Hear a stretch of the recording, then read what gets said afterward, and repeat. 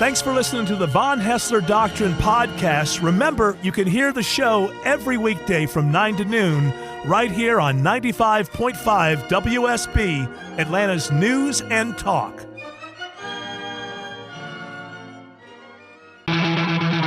Live from Sherwood Forest, in the heart of Atlanta, Georgia, Hour 1 of the Von Haessler Doctrine begins right now. I am your lovable, huggable, mid-morning chat host, Eric Von Haessler. The other voices you hear are the Doctrinaires. Man of 1,000 voices, Tim Andrews. Lady of quite a few voices in her own right, Autumn Fisher. And, of course, the handsomest producer in all of producery, Jared Yamamoto. Hey, good morning, Eric. I want to start off with Jared Yamamoto. Oh, boy. I find him fascinating. Well, don't be frightened. It's only words. But before we went on, this is interesting. Jared comes in. He always likes to brag to me when he didn't get completely blackout drunk over the weekend. He'll come in and say, we had a pretty light weekend. Yeah. And I'll realize that what that means is he only got toasty a couple of times, never went over the edge into actual, vomit. I'm trying to suggest that your advice is working on me. Well, I hope so. And, baby steps, right? You can't just have a whole weekend where you don't party. You just party a little bit less. And I appreciate that. But while he was telling me this, first of all, we were talking about some cidery that remember last year in the middle of the summer or something? What's the big deal to go to a cidery? Is it still open? He said he looked to see if it was still barely. The answer is barely, because this is the way that it is with hipsters. They're really into something for a couple of months and then they're gone. So something like a cidery, you can think at first. This is a hipster phenomenon because you must stand in a line to get in. The place could be a new cheeseburger place. No hipster's ever had a cheeseburger, but there's something about standing in line for an event and an opening that's very popular. And that might last for a month or two. And then even hipsters come to their senses and think you know what? Before that cidery opened, I really didn't drink hard cider hardly ever in my life. But you did it for the gram, though. You did it for Instagram. Yeah, that's what I mean. Once you get the experience. I mean, if you open, and he told me, I said, well, that's why it's very important when you open a place like the cidery, where that's going to go out of fashion very quickly. You got to have good finger foods. Another reason to go back. And he told me, well, they had food trucks outside. I said, another thing. When you have food trucks outside and you're a cidery, you might as well just hang on the sign, not going to be in business for too long. This is something a little bit more permanent than a pop-up bar, but not much. And then he told me that in his weekend that he didn't do a whole lot of drinking, and he did some drinking, and they had brunch. He told me, don't tell me the name of the place because I don't want to trash him, but he told me that it cost him like $80 to have 2 drinks and a breakfast or something. But how much was it for one slice of avocado toast? Well, it's a very trendy brunch place. I'm not asking. Is that the answer? I didn't ask you whether or not it was a very trendy brunch place. I want to know how much it cost at this place, at this brunch, for one slice of avocado toast. $14.50. This I love. Hey, hipsters, hope you enjoy the experience because you're going to be living on government funds at the end of your life. It reminded me. I can't afford my avocado toast anymore. How am I going to pay my rent? You can get an avocado and a loaf of bread for $4 at the store.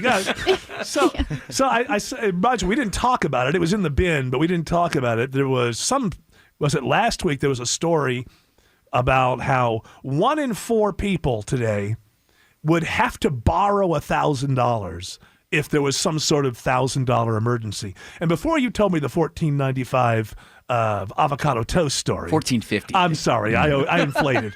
The 14. I want to do them justice. But before that had happened, when I saw that story, I thought, okay, 1 in 4 people would have to borrow $1,000. And what I wonder about those 1 in 4 people is, do they have cable or some sort of internet programming? Do they pay for the internet? Do they have a vice like smoking or drinking that they spend money on? What are the things that they do spend money? This is not, because I know people will look at that and go, the economy and the government and something needs to change. And my question would be, well, what are the priorities? And I think the priorities now for people between 18 and 40 are, well, first of all, priority number one, smartphone. $1,000 every couple of years, and I've got to pay for the cell time. So that's priority number one. Priority number two, internet programming. Have to have that. Can't have that without the internet. So that should really be the priority before the internet programming. Priority 4 or 5, wherever we are on this. I'm young. I'm social. We drink. We have fun. I think that is the foundation now. And then rent. You left out streaming services. Saving streaming services. Yeah, how many different, between $4.95 and $15.95 streaming services? Well, you have to have Netflix, Hulu, and Disney Plus. And Spotify. You know what you have to have first? Food and drink. And I don't mean, just basic sustenance is the first thing that you need. Shelter. Would be another one, and a cushion in your savings. If you're in a situation where you've tried the best you can, but you just haven't made enough money to put something away, that's a different thing. But if you have to borrow $1,000 for an emergency, but you're in the habit of spending $14.50 for a slice of avocado toast, the problem is not the economy, the president, or anything but you and your priorities. All right, let's do this. Headlines for Monday, January 27th. Oh, well, everybody, you got to have avocado toast is a utility now. You know, Right. The government should subsidize it because I don't want to feel lesser than my hipster neighbors who have avocado toast constantly.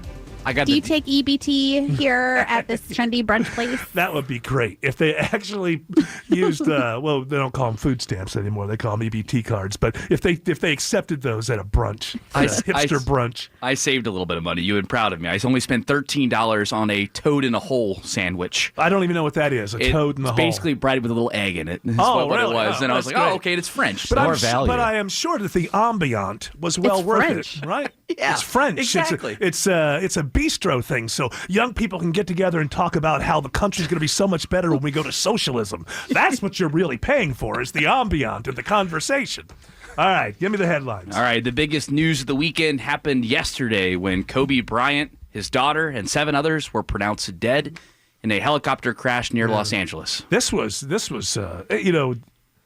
you can't say that any death is shocking necessarily. We all die, but startling. I mean, stunning. Didn't expect it. I mean, I didn't wake up until late yesterday. Yesterday afternoon. I got up at like 1 or something, and so I was just getting going. And when I saw that, I thought it was some sort of hoax at first. It's a weird thing. There's a lot of levels on this. One is, you know that somebody affected a lot of people, because this is one of those times when I saw more than one person either crying or trying not to cry on television. And you don't see that very often, but the Pro Bowl was yesterday. And so there was a big sporting event going on with lots of reporters on television for hours right as this news came down. And I know McFarland and Tessitore, they were having trouble getting through it. I thought, wow, I'm glad I'm not in their position. And, at one point, McFarland brought up that, that there were children involved in his child. And it was such a kind of a human moment between reporters where Tessitore said, no, I can't go there. We can't do that right here. Like, we can talk about Kobe, but I'm not going to get through this. They were only in the first quarter. I think it was just they came back from halftime. I'm not going to get through this broadcast if we start really talking about everything. If we got to hold this to Kobe was great and we lost a great one, and I can understand that. And you can see that people. I don't know who the sideline is. Her name Michelle Salters or Walter. She's there. She's the Monday night sideline reporter. Michelle.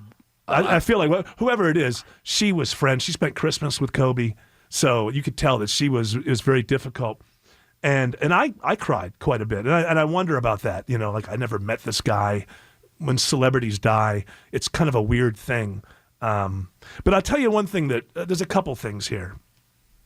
on the celebrity aspect of it, Kobe Bryant, it took a while for his 13-year-old daughter to get into the coverage. This weird thing we do as celebrity, it wasn't like there were 50 people on that helicopter. There were, I believe, 9. That's correct. And all dead. And it's only the celebrity. We don't even hear the names. It was every bit as tragic. There were 2 more teenagers, I believe, parents, everybody just going to a basketball game, or even it might have been a practice. It was a practice. Yeah, for a basketball game. And it's just interesting to me the way that we prioritize that we don't, that it's just the important thing is that a celebrity and the celebrity's daughter died, but the other 7, we won't even tell you their names that I found kind of weird because it's a tragedy for everybody involved. And so on that end of it, I found it strange. But just what was going on with that helicopter? It was foggy. I wonder, Kobe's known in Los Angeles for using his helicopter to get around. And this was a practice.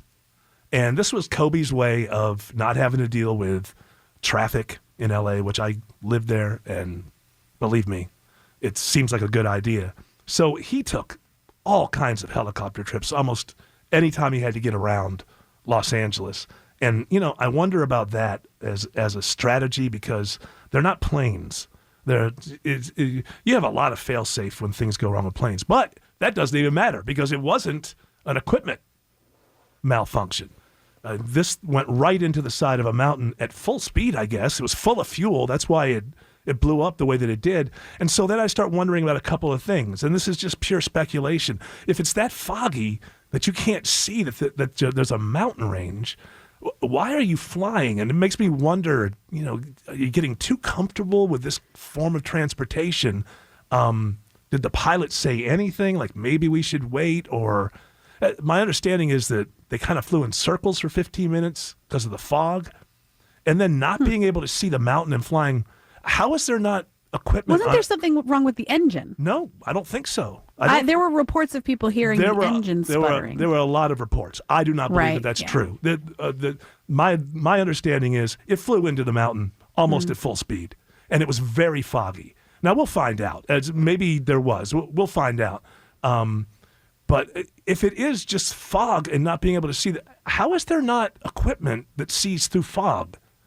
It might seem weird, but you fish, right? Like there's equipment that tells Radar. you that there's a school of fish down there. Yeah. Like how is there not? So there's a lot of, and I don't know because I don't know about helicopters. I don't know about planes. So I have those kind of questions. But it was stunning. And then I wonder. It's like I'm crying, but I never met the guy. In a way, I'm reacting to seeing people who do know him kind of break down, and so I wonder about why am I crying about this? But I think that when things like this happen to someone so young and so well known, it kind of brings it. Life is temporal. And we all kind of in our minds have this idea of, well, we're going to live this average lifespan between 77 and 90 or something. And you just don't, you really do. It's kind of hokey to say this, but you do have to live each day as fully as possible because you just don't know. And I think that's what really kind of comes home to us. But to me, the bigger tragedy are the children on board. I mean, the tragedy is Kobe but Kobe lived a short life, but man, he packed a lot into that life, an awful lot. And that's tragic. But my heart, when you think of a 13-year-old and another teenager on there, and, the other parents were, just because nobody else will, obviously Kobe and his daughter, but just so you can know the names, Josh Altobelli, Carrie Altobelli, and Elisa Altobelli. He was the head baseball coach at Orange Coast College in Costa Mesa. So it was his wife, their daughter on board. They were lost. Christina Mauser, the husband of his husband posted. She was a basketball coach in Newport Beach, where Kobe's daughter attended school. Sarah Chester and her middle-aged daughter, middle school-aged daughter, Peyton, were on board, and the pilot, Ara Zabayan.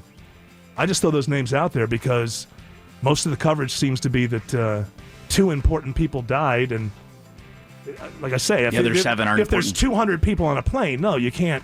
But the tragedy is for 9 people, and ultimately, I want to know, why were they flying in those conditions where you could run into a mountain? Nobody tweaks your funny bone like these guys. Eric Von Haessler, weekday mornings at 9, and Mark Aram, weekday evenings at 6 on 95.5 WSB. Tim Andrews tells me the reason they have food trucks at these cideries is there's a law that says that they cannot have food at They places can't like have that. a kitchen and a full restaurant. Why? I don't know. A bar has, is it because a restaurant has a bar rather than a bar having a restaurant? It seems like a stupid thing. What if you pay the right money for a permit and you're open to health inspections and all of that? Why? That seems like an idiotic law. Because one is a brew pub and a bar orders their beer out and doesn't make it. because brew pubs have had so much trouble actually getting rights under the Constitution. Is this a state thing here? It is a because the state liquor thing. people have so much. I hate this so much. I am such a fan of capitalism. If you're a part of any liquor board or any foundation that has tried to keep any competition out by using the power you have at the state level, maybe they're not all scum, but most are. And what I say to you is do not look in the mirror and call yourself a capitalist. Don't do that. Any business person who wastes one piece of energy trying to get their state government to help them keep a competitor out by using arcane laws. I can call you a scumbag and it doesn't matter, but don't you dare look in the mirror and call yourself a capitalist. You're not a capitalist. A capitalist welcomes not only competition, but great competition, because a capitalist understands that, what's that athletic thing? Iron strengthens iron. It's iron on iron. If I'm a capitalist and I'm doing well, I not only want competition, I want damn good competition, because that's going to get me up in the morning. That's going to make sure I sharpen my game. And that's what it's all about to me when I look in the mirror. But if you have ever used 1 ounce of your business acumen to get laws in your favor to hold down competition, what I say about you doesn't matter, because you're obviously past that. But do not look in the mirror and ever see a capitalist looking back at you. You are a statist, which makes you one of the worst types of human beings there are. So there you go. I came up in favor of millennial cideries. Yes. All you got to do is get me to the base. You got to get me to the base thing, because I'm a person about premises, not which way the wind blows. That drives me crazy. I think now you can buy wine on the internet. Remember for the wine, all the weird laws about wine and whatever. Or you can ship it. Yeah, of course, everybody knows Georgia wine's known as the greatest in the world. So anybody who ever worked for the Georgia wine industry that expended 1 ounce of energy to keep others out, it doesn't matter that I call you a scumbag. You are, but you're beyond caring about that. But you've walked around for years telling people you're a business person, you're a capitalist, maybe even a Republican. You're none of those things. You're none of those things. You're a statist, and you wouldn't mind being a fascist as long as the dear leader was going to protect you over competition. Scum, I say. All right. And I don't say that very often. I'm not one of these shock jocks who calls people scumbags all the time. But how would you, a person who's made your money and built your thing, and you're going to keep somebody else down trying to get something going? There's no reason. It's ridiculous. Change the law tomorrow with very little debate. If a bar and a restaurant can, whatever that is, then a brew pub can do the same thing. Well, we don't know. Well, don't you still have the inspectors? You don't have enough inspectors? Sorry, we're all full up. We couldn't go by brew pubs and see if their finger food stuff is up to snuff. No, well, you're taking money. You're a legislator who's taking money. Scumbags. All right, Billie Eilish dominated the Grammys last night, winning Song of the Year, Best New Artist, Album of the Year, and Record of the Year. Who cares about that? I heard Michelle Obama won a Grammy. Now that's me. Wow. What? I thought, what? A Democrat politician winning a Grammy? Oh no, I was thinking about Republicans. What's funny is Republican presidents and first ladies, they write books too, and they have audio versions, and they never win Grammys. But Hillary Clinton's won a Grammy, Michelle Obama, I believe Obama won Grammys.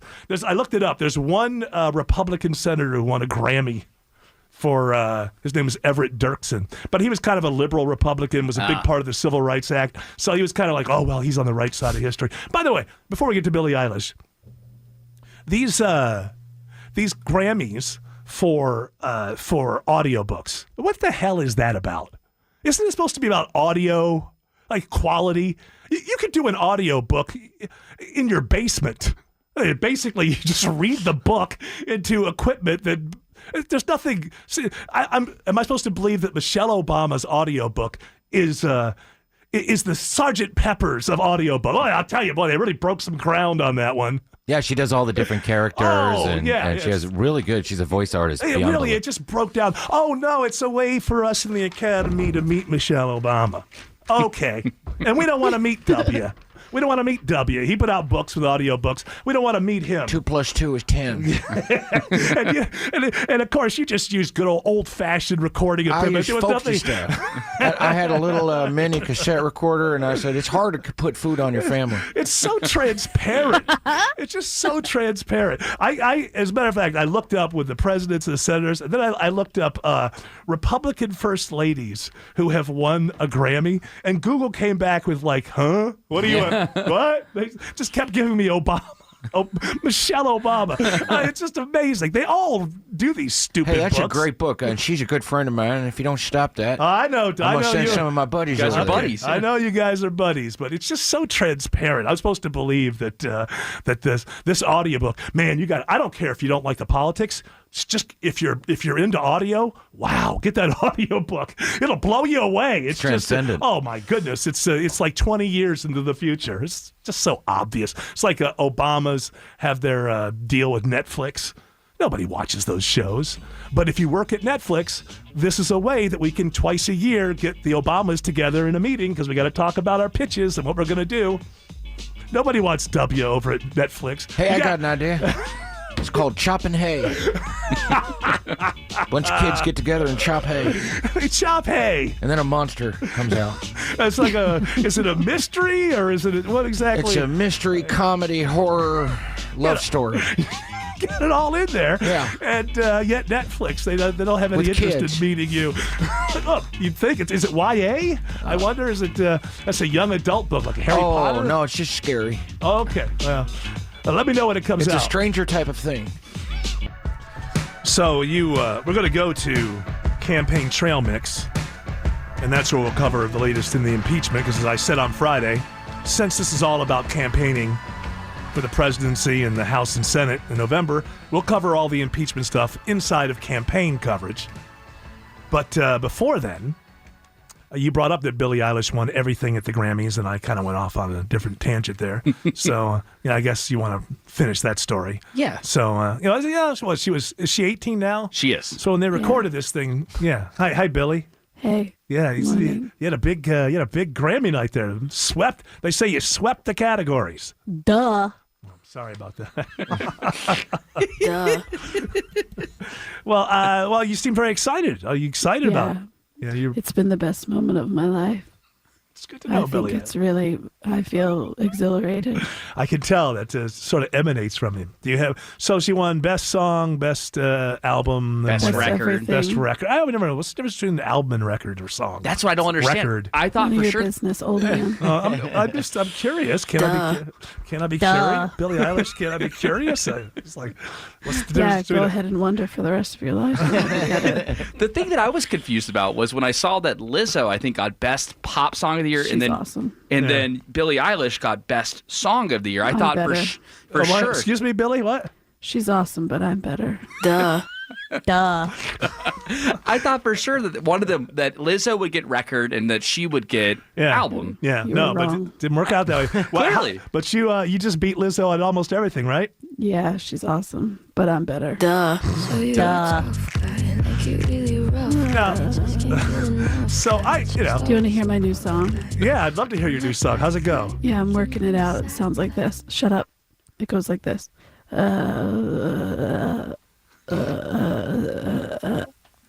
You know what? I don't know a whole lot, but I can tell you wait. something. What? Oh. Duh. As I was going to say, I don't know a whole lot about music, but I'll tell you, that's a chart topper. That's the smash. It's got a smash hit. It's going right to the top. As you might say, it's got a good beat. Can dance to it. Duh. I think that was a sample of that new James Bond song there, Eric.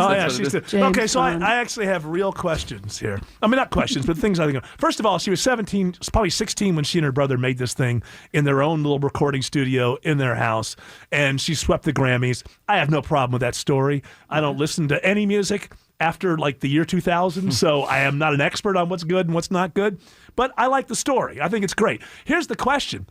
With the Bond, so she's going to do the theme to the next Bond movie. Correct. Is that going to be done at home in that recording studio? This is the hard thing, because she's going to be convinced that record companies, recording studio, you want the best of the best, but is that going to help or hurt? Hey, come on, Billy, you got it. This is James Bond. You got to go to a real recording studio. We need horns. We need a full horn section. I'm just going to record most of it on my iPhone. See, now that would make sense. The voice. Like a voice memo, and they'll just do whatever they want. It's just going to sound like this, like, James Bond, whoa, James Bond, whoa. I like that. That sounds very good. It's got to be better. There's been a couple of bad ones in the last few years, so. All of them. Oh, well, yeah. Well, hey, you know what? I wasn't on any, so they're not very good. You were bragging that Lizzo's never done a James Bond. No, never. But, I mean, she could. She's awesome, but I'm better, so. Okay. You did actually say a couple words last night. I was surprised. You said more than what you normally say, Billy. You thanked the fans for the big night. Yeah. Mainly, I think the fans deserve everything. I feel like they have not been talked about enough tonight because they're the only reason any of us are here Justin at all. Bieber? If I told you that was Justin Bieber, play it again. Hey, Justin Bieber said something last night. I think the fans deserve everything. I feel like they have not been talked about enough tonight because they're the only reason any of us are here at all.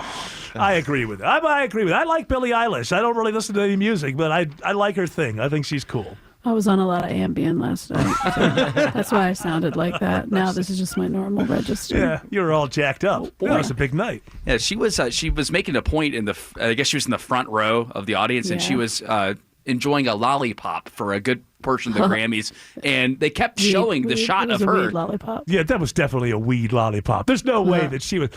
Duh. Candy isn't candy anymore, and that's California, and she's 18, so she can gummy it up all she wants, right? It's legal. Makes sense. You want to sit next to me and have some of my weed lollipop?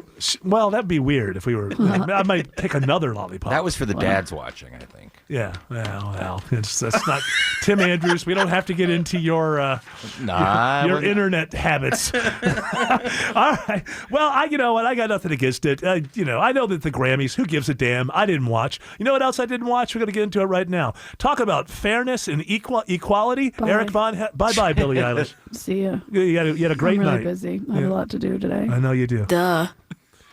I ignored the Republicans in impeachment over the weekend every bit as much as I ignored the Democrats last week. But because we cover impeachment as a campaign story, it's time to do this. Hi, I'm Bernie Sanders. I'm running for president. They call me Mayor Pete, and I am running for president of the United States. So I'm in this fight all the way. That's why today I'm announcing my candidacy for president of the United States. When we start running, keep America great! Exclamation point. Trail mix. By the way, anybody seen the first episode of Curb Your Enthusiasm? Oh, yeah. Fantastic. Larry David, because he wants to avoid a bunch of people in Hollywood, not take meetings. So whenever he has to meet with people that he hates and doesn't want to meet with, he wears a Make America Great hat again. And then he tied in with his buddy Jeff looking like Weinstein. Oh, yeah, and his buddy. Everywhere they go, women start freaking out that you hang around with that monster because his buddy looks like Harvey Weinstein. But there's a great scene, spoiler alert, he's using the Make America Great Again hat to ward off all the people in Hollywood he doesn't want to have meetings with, and then he almost runs a biker off the road, and he's freaking out, and the biker's like, what are you? And the biker pulls up next to him, he puts the hat on, the biker goes, hey, man. Slow it down. Just slow it down. Yeah. Be more careful next time. Anyway, watch it if you haven't. I want to see it. So this is a headline from Politico. Bolton account of Ukraine aid could reignite call for impeachment witnesses. So this is actually a New York Times story. So John Bolton, who they've been wanting to call, John Bolton has said that he would appear if he's allowed to appear. Now this is very weird because guess what starts today? The pre-orders for his book. And somehow the part of the book that gets leaked is the part that where he supposedly in the book says that Trump told him straight up, we're holding this aid until they start an investigation on the Bidens, right? Correct. So I know there's some senators say it's not a big deal. You have number 6. I don't think it's going to make any difference in the long run, even if Bolton has evidence. And then you got to put it with everything else. You got to take into consideration, is Bolton, a witness that's disgruntled? What are the motivations behind it? Now, as I've said, the problem here is not an impeachable offense. I don't believe that this is impeachable at all. That's why we covered this in campaign coverage. This is about trying to win back the White House and the Senate in November for the Democrats. So the problem here for Trump, again, is not does this make it more likely he'll be removed. I don't think it will. But in terms of I can make a commercial in October about this, I think you have to go back to the fact that Trump has spent way too much time throwing sharp elbows with people that he fires in his administration. Look, being a leader all the way around, you have to know how to deal with people. And everybody who walks out the door, if they walk out the door under bad terms, they're going to be more likely to write a book, set the record straight, get it out there. Now, I don't know what's going on with this John Bolton. He's been seen as a hawk for years and years and years. Is he a never Trumper? I don't know. Does he just really want to get his story out? But it's quite possible that this was leaked to the New York Times by the NSC. Because according to John Bolton's lawyer, the only people who have read this is the people in government who need to okay anything that's in the book. And those are the only people who had it. Now, we'll find out if that's a true story or not. Because the other part of this is, like I said before, the pre-orders for that book go up, I think, today. So by having that out there, that's in the book, is going to help the pre-order sales. They went up last night because a bunch of people on social media were saying, the book isn't even up yet. And then, there it was. Oh, there it was for pre-orders. So I don't know. I just think all of this is about what's going to happen in November based on it. So I don't think there's anything here that's going to make him more removable. It might get Republican senators, enough of them, to say we want to call witnesses, we want to hear from this guy. I think this alone is going to be enough to get Romney, Murkowski, Collins. I don't know who else is in play. They need 4. And it seems those 3, of what I know of them, this story alone will be enough to get them to say, we want to hear from Bolton, which means we're going to vote in favor of witnesses. Now, the other one, too, is that senator from Tennessee. I think it's Alexander. Yeah. I was surprised to find out he's still in government. Yeah, I didn't know Has that guy been in... He was the senator, and then he was the governor of Tennessee, and then wasn't he? He was the head of the education department for a while under somebody. He wore the flannel shirt when he ran for president. Yeah. In the 80s, right? 90s. 92 when Clinton was running? Yeah, he ran in 2000, actually. That was again. I'm pretty sure he ran. He's run a bunch of times. Now, our impeachment coverage here on 95.5 WSB is all right here in the campaign segment, right? No. And there's more. At 1 o'clock today, we'll be doing a split signal. So if you want impeachment coverage, you can go over to AM 750. I'm slightly interested in today because it's Dershowitz who is going to make the argument that even if you believe all of this stuff is true, it's not impeachable.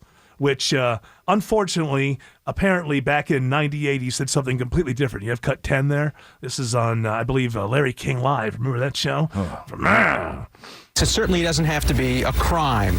If you have somebody who completely corrupts the office of president and who abuses trust and who poses great danger to our liberty, you don't need a technical crime. He's going to be arguing exactly different. Well, I didn't mean that. This time. Well, he says he's looked into it more, and he's basing his argument today off of the Andrew Johnson acquittal by one vote, and some of the arguments that were made around that. And he just basically says, I just know more about it now than I did then. Also, Lindsey Graham, by the way, argued back in, I think it was 98 or 99 during the Clinton impeachment, completely argued. Lindsey Graham has gotten better as somebody making arguments. This is a ridiculous argument he made back then. Doesn't even have to be a crime. It's just when you start using your office and you're acting in a way that hurts people. Okay, that's not. You've committed a high crime. No, just because people Donald believe Trump hurt my feelings. Yeah, I mean, that is the dumbest argument. Lindsey Graham has gotten better with his arguments over the years. That is a ridiculous argument. All right. Yeah. Now, again, our coverage here on WSB starts at 1 o'clock, AM 750, the WSB radio app, WSBradio.com. You name it, we got it here. I might actually tune in for a little bit of Dershowitz. I'd be interested to see the case that he makes. The Von Haessler Doctrine. They have such a beautiful chemistry. Making listeners laugh every day. The world could use a little more of that these days. 9 to noon on 95.5 WSB, Atlanta's News and Talk. I'm yelling at Tim Andrews. Well, you think that she curates her own image? Yeah, I do. I don't. Yeah, I do. Well, it's just like why does she? Billie Eilish, she's talking about. Why are you putting this 18-year-old up to a standard that you don't put? Why did you do anything you did when you were 18 years old? Because I wasn't guided by handlers. Duh. She created this album in her living room. I'm talking about her look. Well, her look could be hers. Hey, yeah, I have. What do you care? Burberry garbage bag. Oh, on. for heaven's sakes! An 18-year-old has a weird fashion look. That's never happened I think before. It's all contrived. I think you're just getting old and mean. Why are you judging a woman on her looks? Hey, Billie Lizzo Eilish look great. Hey, Billie Eilish. Yeah. Yeah. This old guy, Tim Andrews, he doesn't like your fashion. He doesn't like the druggy look. Is that what you call it? The druggy look? It's like, I don't do drugs, but I want to look like I do. Oh, that's the best of both worlds. Yeah. All right, we got to get back to you a little bit later. Check out my green roots. Yeah, like, that's what I like. Duh. All right, we have and here's it's very simple if you don't understand it. On this show, since the truth is impeachment is being used as a campaign tactic, we only cover impeachment inside of campaign coverage, which is what we're doing now. So give me the next story. All right, a 90-minute recording released Saturday of President Trump at a 2018 donor dinner shows him speaking animatedly about removing the U.S. ambassador to Ukraine. With this guy, Lev, what's his last name? Lev Parnas. Don't know him. Yeah, well, here's the problem. Again, this is all about the campaign. I don't think there's anything about this that makes it more likely that he'll be removed. Maybe more likely he'll be one of the witnesses called, if they call witnesses. But and you got to remember, this guy's already in trouble. He's trying to do anything he can to keep himself out of jail. That has to be remembered. But for heaven's sakes, so the campaign part that could be a problem. Go ahead and play this. It's very hard to hear this. Basically, what's happening is, do you have the actual audio of yes. this? Yeah.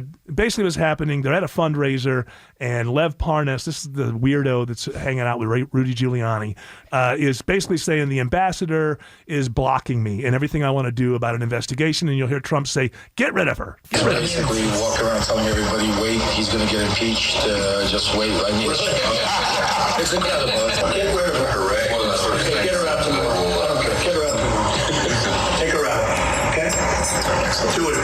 Now, the problem there isn't what he said. He has a right to fire anybody he wants that works for him for any good reason. The problem is the president always says too much about things when he should keep his mouth shut. And just a week or two ago, asked about this Lev Parnas, he said, Well, I don't know him. I don't know Parnas other than I guess I had pictures taken, which I do with thousands of people, including people today that I didn't meet, but just met him. I don't know him at all. Don't know what he's about. I can only tell you this thing is a big hoax. All right, Trump is not the first politician to, if we don't want to use the word lie, let's say just, kind of gives his side of the story and sees it his way. And I say again, that's a campaign. That's a genuine campaign issue right there. To say the president said he didn't know this guy from anybody except he took a picture with him. And then here's audio where basically he's saying, hey, because of what this guy's saying, fire this lady.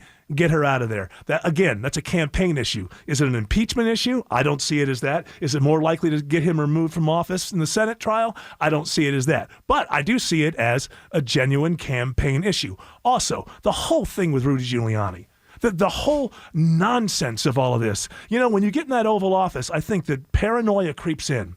So you're telling me that Donald Trump doesn't trust Mike Pompeo enough? His Secretary of State? He doesn't trust him enough? Pompeo is, I think you have to say, a pretty strong ally of the president, at least publicly. We'll never know. Well, we may know years later what goes on behind the scenes. But if you're so insular in there that I can't really trust Pompeo, so Giuliani, I'm going to have him go over there and do his own investigation because and this is another thing Trump needs to understand. You don't have to get back at everybody who wrongs you. You don't have to get back at all the critics. In politics, you do that one way. You beat them at the ballot box. You win. By winning, every score gets settled. So there's some sort of Nixonian paranoia going on here. Hey, Rudy, I can't trust anybody around here to get to the bottom of this, so you go do your own investigation. I can't even trust Pompeo, which is, Sure, yeah, Giuliani, or Giuliani comes to him and talks him into it. Then you get this guy, Lev Parnas. Giuliani has put more mobsters in jail than maybe any other district attorney of his time. How does he not see? I'm not saying the guy's a mobster, but these guys are lowlifes. It's so obvious how he let them into his circle. Why was this being taped? Why was 90 minutes of it being taped? You might think to yourself, if you're a fan of Trump, oh, he was always setting him up. That's not why it was happening. It's because this guy's one of these low-life schemers, and he's always got a scheme, and he always has a business he's going to start, and he needs you, who have a lot of money, to invest in him. Although, usually I don't give $1 million to people when I don't understand their business plan. Oh, wait a minute. Here's conversations of me talking to the President of the United States. Oh, that's more likely to get the $1 million out of my back pocket because you've got access. Through you, I may be able to buy some access to the President of the United States. How Rudy Giuliani? Is he just getting old and out of it? How I could smell this. Who's Rudy Giuliani? Yeah. I could. You don't even know Rudy Giuliani. Never heard of the guy. Never met him. Hour 2 of the Von Haessler Doctrine begins right now. It's funny this morning I saw. It was the Grammy artist Joy Ville. Is it Ville or Via or Villa? I think it's Via. Via. I would too. I think 2 L's equals, but I don't know. So I saw things. She's shocked with her gown that said impeached and reelected. Why is it shocking? Everybody knows how she feels politically. Why would it be shocking? I don't understand. Why is it still shocking? If she wears another one next year that says, I still love Trump, is that going to be shocking? Why is it shocking? Last year, she dressed up as the Wall. Remember that? Right, She had the year before was Make America Great Again.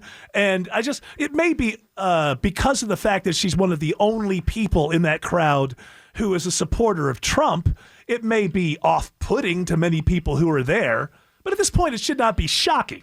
What would be shocking is if she showed up with a hat that said, Bernie Sanders 2020. Now, that would be shocking. That's quite the turnaround. It's funny. It's the way that CNN and MSNBC and all the blogs, they respond to every tweet as if they've never seen an over-the-top Trump tweet before. You're not being human. Whether you like it or not, the human being, the brain, the mind acclimates to almost everything. But something maybe like when I first saw Kobe Bryant dead at 41, there was like an hour or two where I couldn't even process that. It was impossible to. But you know what? By the time I woke up this morning, I have a human brain. It had acclimated to it. Okay, this is what happened. This is the brain acclimates unless apparently you just hate Trump so much. Oh, every year I'm totally shocked that this one artist speaks her mind and has a different opinion. Now, I wasn't shocked by Billy Porter's hat. And genuinely, I wasn't, right? This is the guy who shows up every year with, wearing some kind of thing that in the past you'd have some sort of female diva would wear. Okay. Yeah, like Cher. Yeah, the very first time, maybe I was, wow, but now I would be shocked if he showed up in jeans and a T-shirt. Eric, these people are under deadline. They need to write something. Give them a break. I know. They have a lot of... This 24 hours, it keeps moving. Yeah. You got to keep it full. I understand. Somebody was wearing shoes that will make you click this link. Will make you shocked. It's shocking to the rest of America that only one person at the Grammys supports a president who got 63 million votes in the country. That's what shocks most people. Yeah. Billie Eilish's hair is the hair we needed. Or I like the thinking pieces. What Billie Eilish's hair tells us about Trump. You ever see those things? Like connect things that have no... It's amazing. All right, you have one more. We might as well go ahead and open this up. Yeah. We have one more campaign trail mix story. Let's open this up. More headlines for Monday, January 27th. Oh, yeah, that music makes me want to dance. Well, get funky and talk about current events. Billie Eilish is... I want to know what's going on in the world. Thank you, Billie. Haessler Doctrine will tell you what's up. Duh. All right, well, as Billie said. Are you sure? By the way, is her proper name William? No. Well, she's laughing. I made. She gets it. She's beside herself laughing. Hey, be careful now. You don't want to throw your voice out. I have a weed laugh. It's really cool. It is. You're happening, Billie Eilish. Yeah, No, I'm thank you. really Used excited. to call that to a be smoker's laugh. Yeah. Well, now, it is a smoker's. It's just different smoke. All right, what you got for me there, Yamamoto? Elizabeth Warren is having... If that is your real name. Well, some people have questioned it before, but it is, I promise. What Elizabeth Warren was endorsed... Papers, please. Okay, All right, go ahead. got it. Go ahead. Elizabeth Warren was endorsed by the Des Moines Register over the weekend. Oh, wow. Are you excited about that? Boy, that's a big thing. Oh, yeah. You got finally. I can relax. While you're almost a free fall in the polls. I mean, she was really flirting with me. It's exciting. It is exciting. Good. What's that now? I said, yeah, okay, good. It seems like Bernie Sanders is solidifying his lead at the top. You mean the liar? Excuse me. Yeah, he Let's not do this right now. Let's not do this here. Oh, not right okay. now. Run away, little baby. I got to talk to Tom Steyer. Oh, this guy wants to shake your hand and kiss your butt. Yeah, good. Okay. Well, I think it's interesting. I don't understand. When you look at a president who the economy is great, we basically have peace and prosperity. If he's going to lose the election, it's going to be because of his demeanor, his style, the way he goes about his business. And so that's quite an opening for the Democrats. The blessing of his political career would be to have to face either Bernie Sanders or Elizabeth Warren in the general election. Because I still do not believe that this country is socialist by default. I do not believe that people hate this president's style. A lot of people do not like this president's style, and it's deep. I understand that. But I do not think that means that they want to upend this economy, turn it upside down, completely change it. So the Democrats, and I guess Biden or maybe Bloomberg is their best hope in terms of people in the country thinking, well, they're to the left, but they're not socialist. They're not going to drag us into that whole kind of thing. With Biden, the question is just whether he has the energy for the job. Oh, don't you worry about me, buddy. I got it all taken care of. Go to Joe 30330 and help me in this fight. See what I'm saying? Bloomberg has the energy, but is he well known enough? Can he buy this thing? Can he buy his way to a... Joe Biden's not going to tax your sodas. Not going to make you not be able to buy a big soda, a big gulp. If you're thirsty, you want to pull over 7-Eleven, get yourself a big gulp. Go ahead. Biden don't care. My name's Joe Biden. I'm running for President of the United States. Look me over.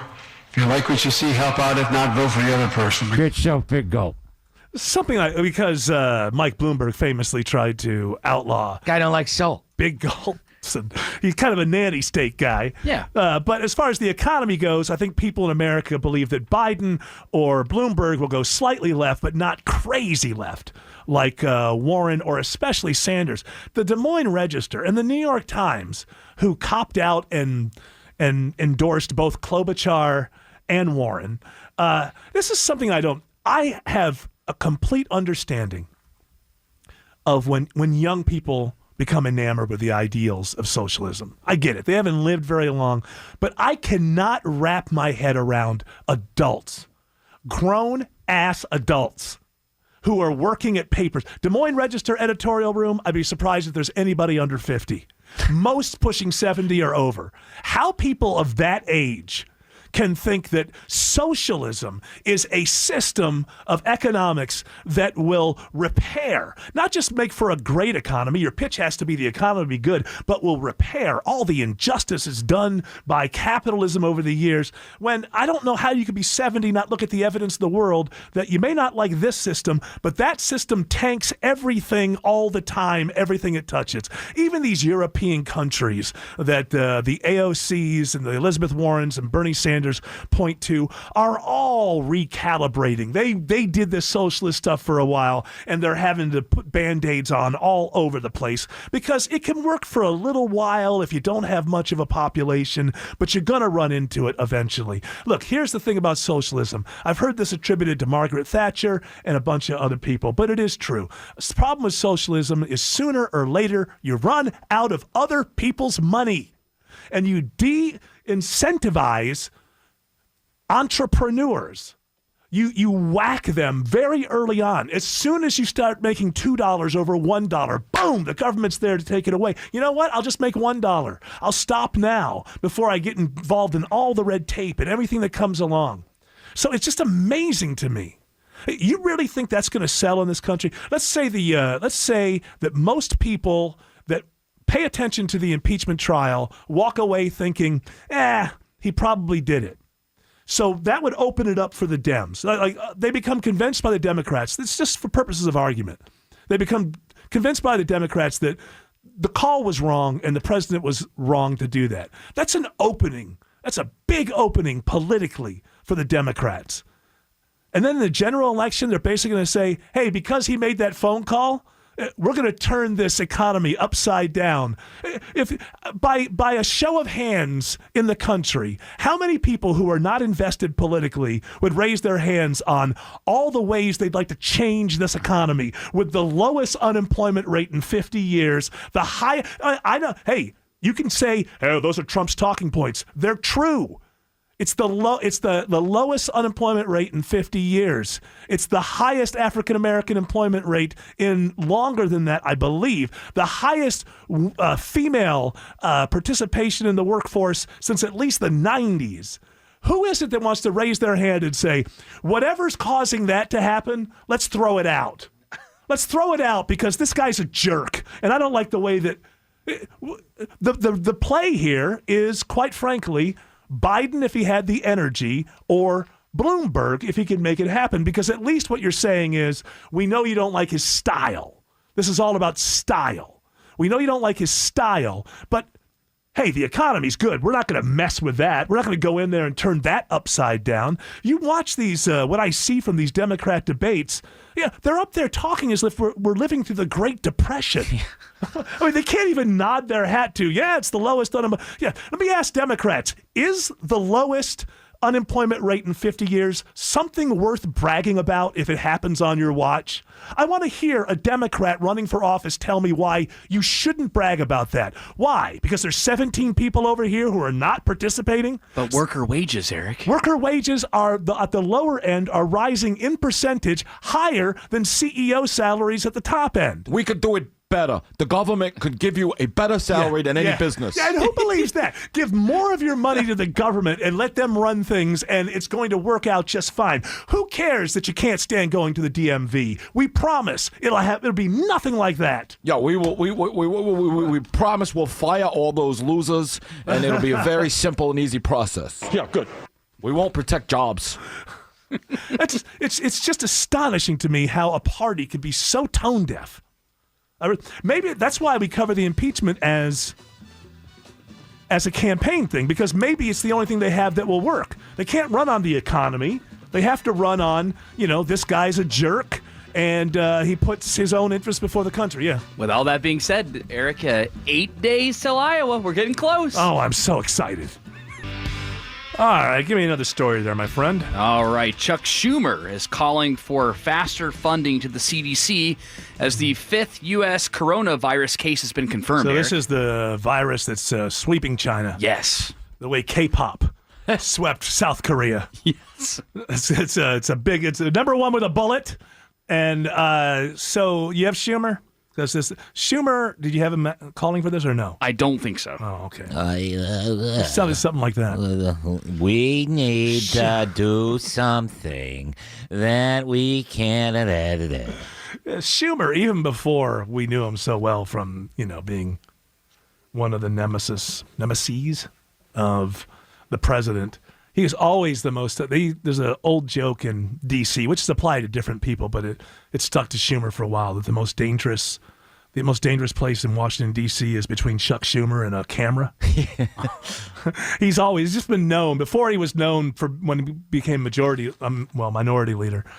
He was just known even when he was in the House that he would jump on every issue first. Because here's the thing: if it turns out to be nothing, no harm, no foul. If it turns out to be something, I was the first voice in. He's always the first voice in no matter what. 98% of it comes to nothing, but he just makes sure that an opportunity is not going to pass by. He's a politician. You can dislike his policies, but he knows what he's doing as a politician. So I was thinking, Tim Andrews said this to me the other day, I think it's true. We came in and he said, man, I hope this impeachment trial is over before the coronavirus kills everybody. That seems to be the way that the news aggregators have us going.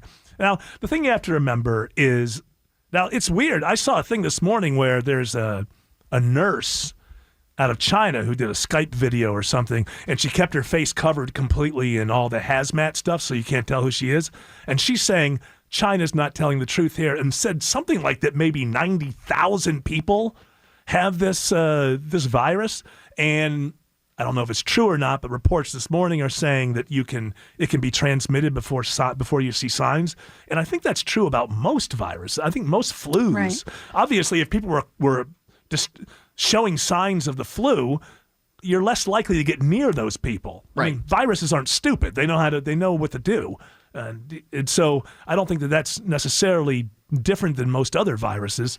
Look, we've had these warnings before. Remember SARS was going to take over the world? Maybe it's the fact that we respond the way we do that it doesn't. So better safe than sorry, but my sense is there's a little bit of... Aren't people getting better? Some people are getting better. Well, some people, it turns out, don't have it. So like there's this kid from, was it Texas A&M or one of the Texas schools.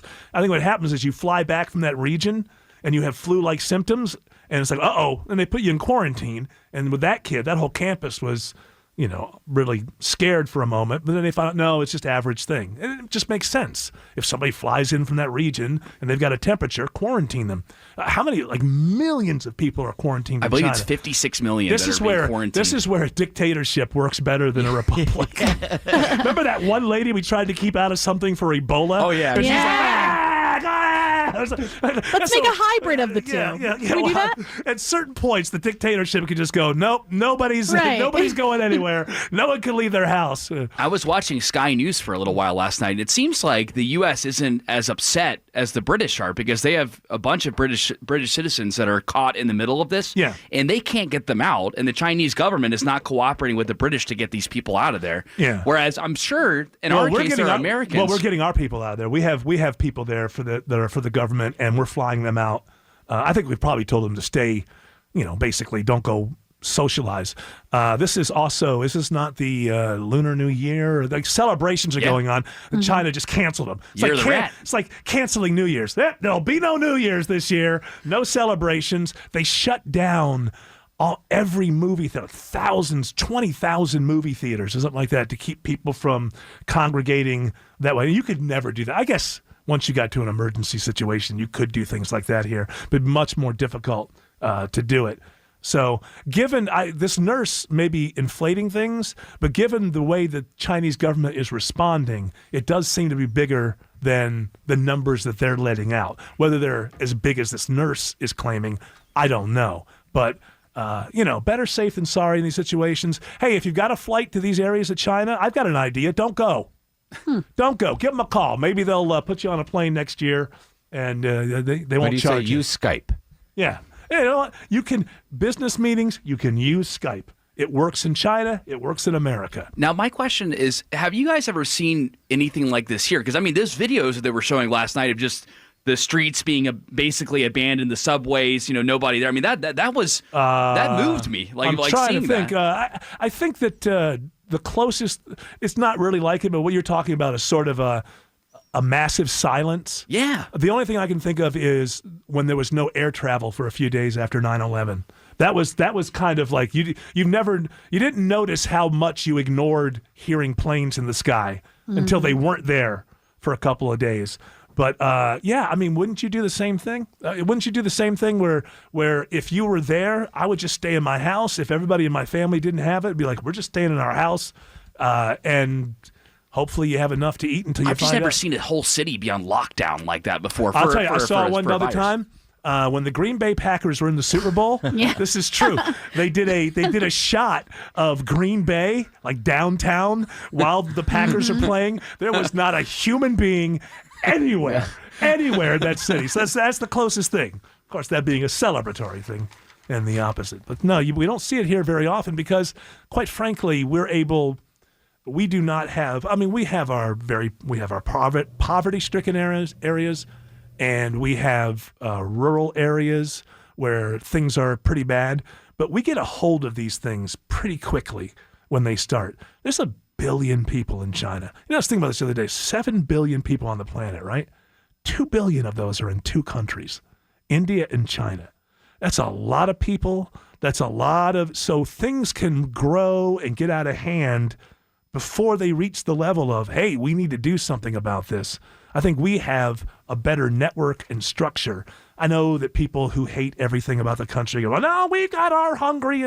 I understand that. But even you hear about the homeless stuff in Los Angeles and how bad it is, like 60 blocks of filth and squalor. Yeah, but the authorities know where that 60 blocks is, and they know exactly what's going on there. The politicians don't do anything about it, but the authorities that govern these things are going to make sure that, if a virus gets 3 blocks outside of there, we're going to know it, and we're going to start shutting it down. So I think because of the nature of a place like China, plus they're finding out again, like SARS, it's really these wild animal live market things that they have there that we don't have here. So, I mean, here's something, China. Hey, let's go. I know you got a lot of people, but you need Kroger's and Publix and fluorescent lighting, and people buy their food packaged, and, get on that system rather than... I like baby rats dipped in butter. Yeah, well, you may, but there's no reason not to let professionals do that. And in 2020, people shouldn't be going to live wild animal things and getting their dinner. I don't know if you saw it, Eric, or not, but Tim put a video up on his Twitter account. I didn't see it because it was on Twitter. It was a retweet of again those people taking rats and dipping them in butter and then eating bats too, right? They eat bats. All right, you see, let's take a hold of the fact that we have a dictatorship and use that no bat eating to tell people they can no longer eat bats. All right, it's Jared Yamamoto. Always excited, but I would say strangely excited about things. Right before we came on, I said, what are we doing here, mailbag? Oh, yeah, like a cheerleader. He's very excited about this. Yeah. I mean, either it's insincere or I'm supposed to believe that it's like he's really, really excited about this. I like mailbag. I feel like we don't interact with our listeners enough, and it's the chance. Oh, is that how you feel? Are you bringing this up at meetings that I'm not attending? You were saying the other day, we really got to start pressuring for phone calls. Yeah. Clive Cliverson knows, my radio guru / consultant. Yeah. Don't think he's not going to come back and tell me. Listen, I'm always trying to look out for our wonderful fans out there. They want to reach out to you. He don't care. I have no problem. Excuse me, Clive. He don't care. He's just blowing smoke up your, what. Yeah. So every once in a while, like this, we're about to do mailbag. You know how I am. I'm very open. I say, call off the dogs, open the gates, let the people in. This happens from time to time. Sure. One of the most popular tweets, and I bet Tim and Autumn can probably attest to this too, is, "Hey, Jared, tell Eric this," and you'll get these tweets all the time. And I mean, they know I'm not on Twitter because I think I said this once before, but it's really true, and I think it's worth repeating because I think I've really nailed it, at least from my point of view. When people tell me, "Hey, you got to be on Twitter," because that's where this is happening. To me, Twitter is if you're walking down the street and you look over and you see a mob of people throwing their shoes at each other. You think to yourself, hey, I want to go throw my shoes too. It really is that. Because there's no end to it. It's not like somebody wins. You're throwing the wrong shoe. Yeah, well, now we can throw shoes about that. We're just throwing shoes at each other. Does it end anywhere? Does anybody win? Does it? No. Just every day we get together in this shoe scrum, and we just throw shoes at each other. And it'd be like me. I look at that. To me, Twitter is I look at like 40 people in the middle of the street throwing shoes at each other. I think, well, I got better things to do than that. I don't really see the point of that. So that's why I'm not on Twitter, and that's why people tell you guys on Twitter to tell me things, because they know. They're smart. I'm not. Look, I have 2 shoes. They're just staying on my feet. I have no interest in getting in the shoe scrum. I know you want to do this one today because somebody's going after me at some point about, well, they're not saying that I'm fat shaming or something like that. Yeah. Why? Because I get a fitness tracker from my friend Autumn, and I challenge her? Yeah, excuse me. It's called, people below the social part, right? About being overweight and maybe we should treat each other with more kindness, which I don't disagree with. But we can't pretend there is not an element of health here. Healthy at any size is a lie. Prove me wrong. I dare you. It's not possible. Healthy at any size is a lie. Now, the ideal on a magazine cover, that's pretty unhealthy too. We can agree on that. But healthy at any size is a lie. Let's open it up. It's the Doctrine mailbag. We've got the open mics, Facebook messages, and emails we've collected from the week. Remember when W used to say, this is about terrorism, he used to say, it's my job to deal with the world as it is, not the world as I want it to be. He said that? That's what you said. So I said that. Yeah. Well, that's pretty profound. Yeah, that's how I see this kind of stuff, healthy at any size. We're not going to deal with the world as it is, like with diabetes and heart problems. We're just going to deal with the world as we wish it to be, which is that we could be as unhealthy as we want to be and still be healthy. Well, the subject line of the email, I've got it pulled up now. It's the listener did not leave their name on here. So that's a good thing for them, because I would have looked them up in the yellow pages or the white pages. Or are there any pages left? There are no pages left. There are no pages. Maybe I would have used that thing online, the internet. That thing online, Yeah. that thing where the porn exists. Yeah, I know that place. I'm just starting to find out that there's stuff other than porn on there. I know, it's weird. Isn't that wild? Not much. Yeah, but sometimes you can find out things about, the 17th I didn't know president. where Tom Petty was born, and I asked the internet, and it told me. Right there. It took nothing. After a while, you realize that there's more than porn on there. Sexy South Florida hotties, right near where Tom Petty was born. Are you looking for hot singles? That's how I found out where he was born. The subject line is autumn abuse. Autumn abuse. And it says... wait, Autumn, the person no one in Atlanta would have ever heard of if it wasn't for me? Okay. No one in Atlanta. I grew up there. Well, I mean, no one, outside of the people that you knew. I have tens of people who knew me back then. And 9 of them she slept with. All right, go ahead. All right. Now that's what you should be complaining about. That's called shaming. The email starts off with, the supposedly good-natured abuse heaped onto Autumn is becoming... Stop. I got to deconstruct this. Here we come. We're coming from a sociological perspective, which is Eric may believe that this is just funny banter, but I have a degree. Eric doesn't. Okay. I know what Eric's doing more than Eric does because I'm more educated on this topic than Eric is. He's a white male. Do you know that Eric, he's so uneducated, he might not know that he's a racist misogynist, but I... Fat shamer, too. I have a sociology degree, and so therefore I know. So that's why it starts with the word supposedly. Yes.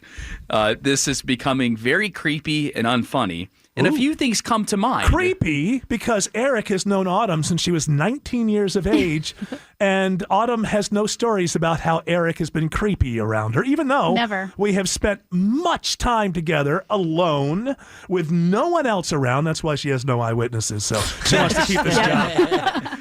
Exchanges of money have been made. Yeah, but somehow this is creepy, but again, what we have to understand, Autumn, you probably don't have a degree in what this person has a degree in. It's quite possible that you don't know that I'm creepy. So a few phrases come to mind.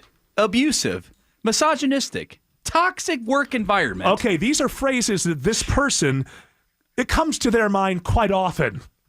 I would imagine at least, I don't know, 3 times a week, these are phrases that come to mind as she scans the landscape with her mental radar. How could it be a toxic work environment? Autumn isn't here. Yeah.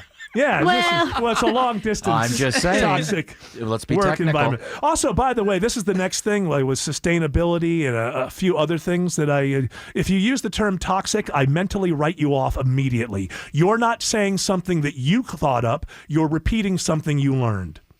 Just because she laughs, plays along, and doesn't seem bothered by it doesn't make it okay. No, it doesn't, because this lady has a degree and she understands the harm that actually is being done to Autumn more than Autumn does, because, well, Autumn didn't go to school for it either. Hey, all of a sudden I feel offended. Well, perhaps.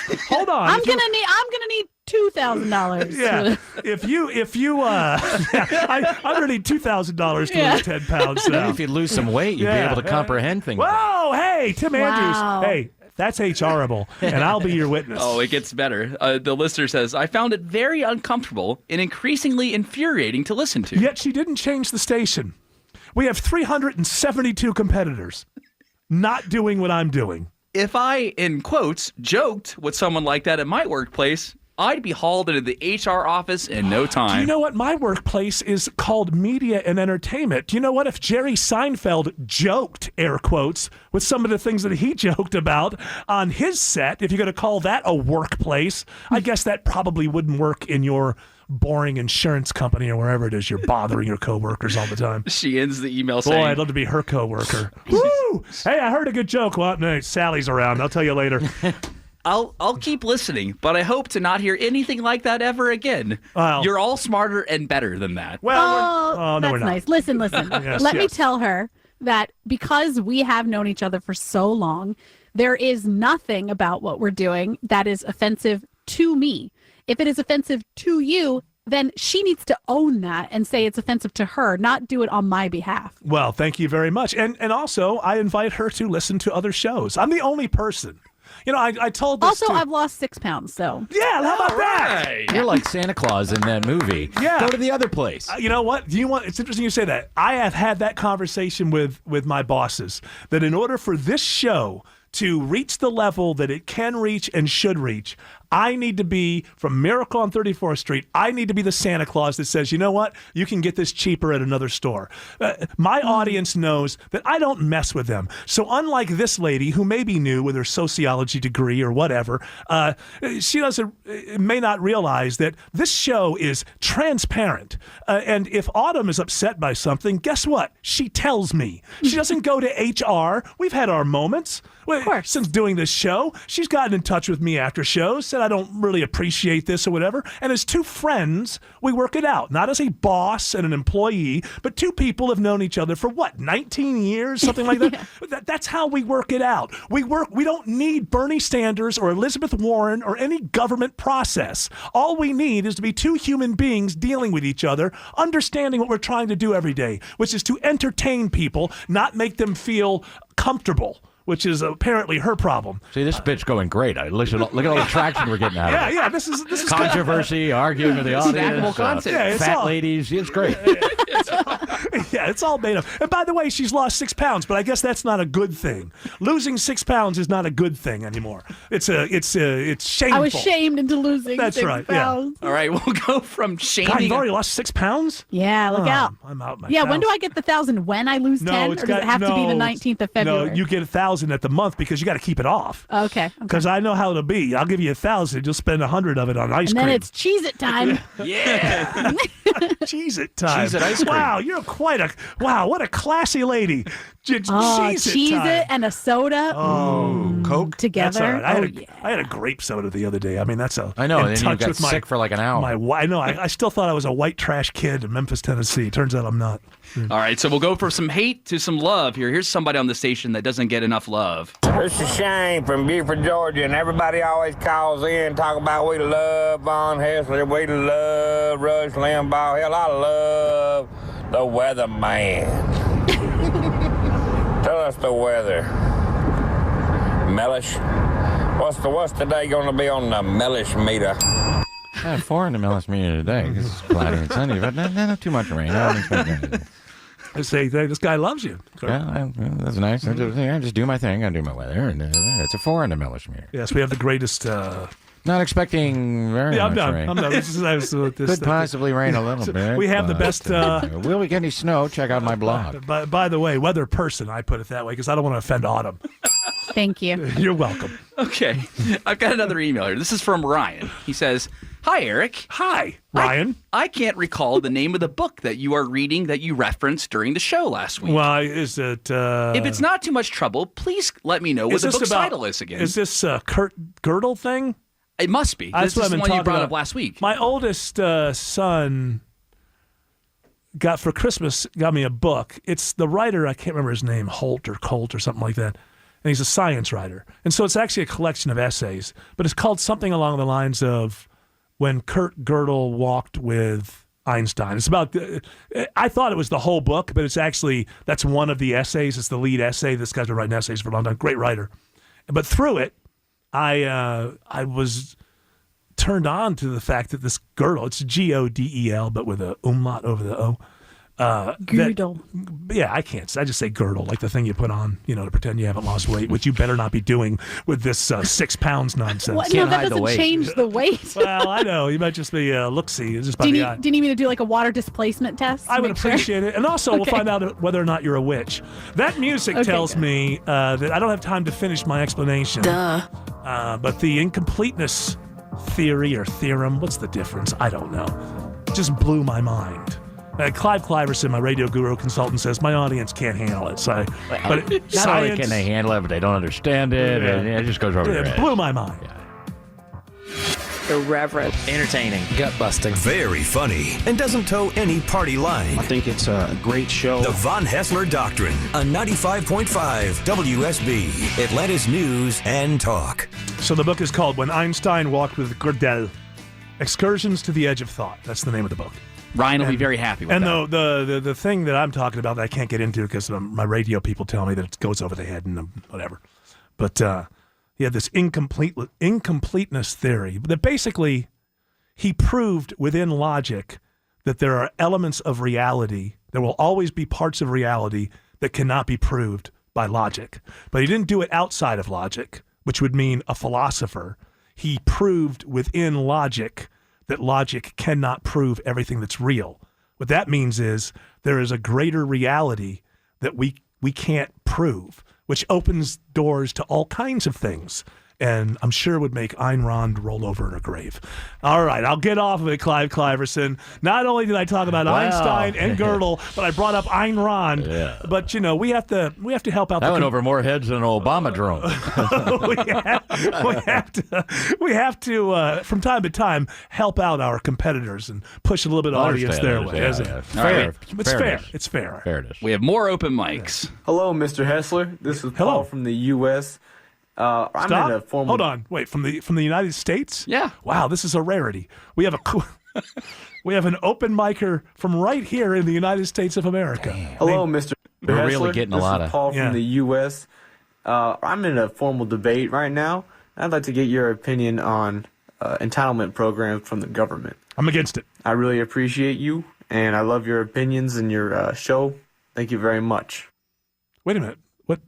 He wants to know what your favorite entitlement program is. Say it again. Is that what he said? Hello, favorite? Mr. Haessler. This is Paul from the U.S. I'm in a formal debate right now. I'd like to get your opinion on entitlement programs from the government. Oh. I really appreciate you, and I love your opinions and your show. Thank you very much. He didn't ask me which entitlement program he means. He didn't ask for his favorite. He didn't ask my favorite. How did you hear favorite?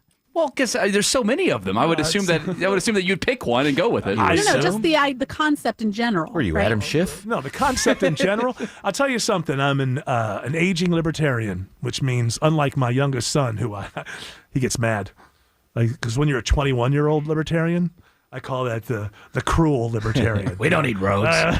Get yourself to the hospital. And I was like that. As you get older, your heart gets a little bit softer. I would say this. I would not expect any entitlement program to be run well. They're all going to be abused. But if I I think they're bad ideas. We're in so deep now. Things like Social Security and is it Medicaid that's an entitlement?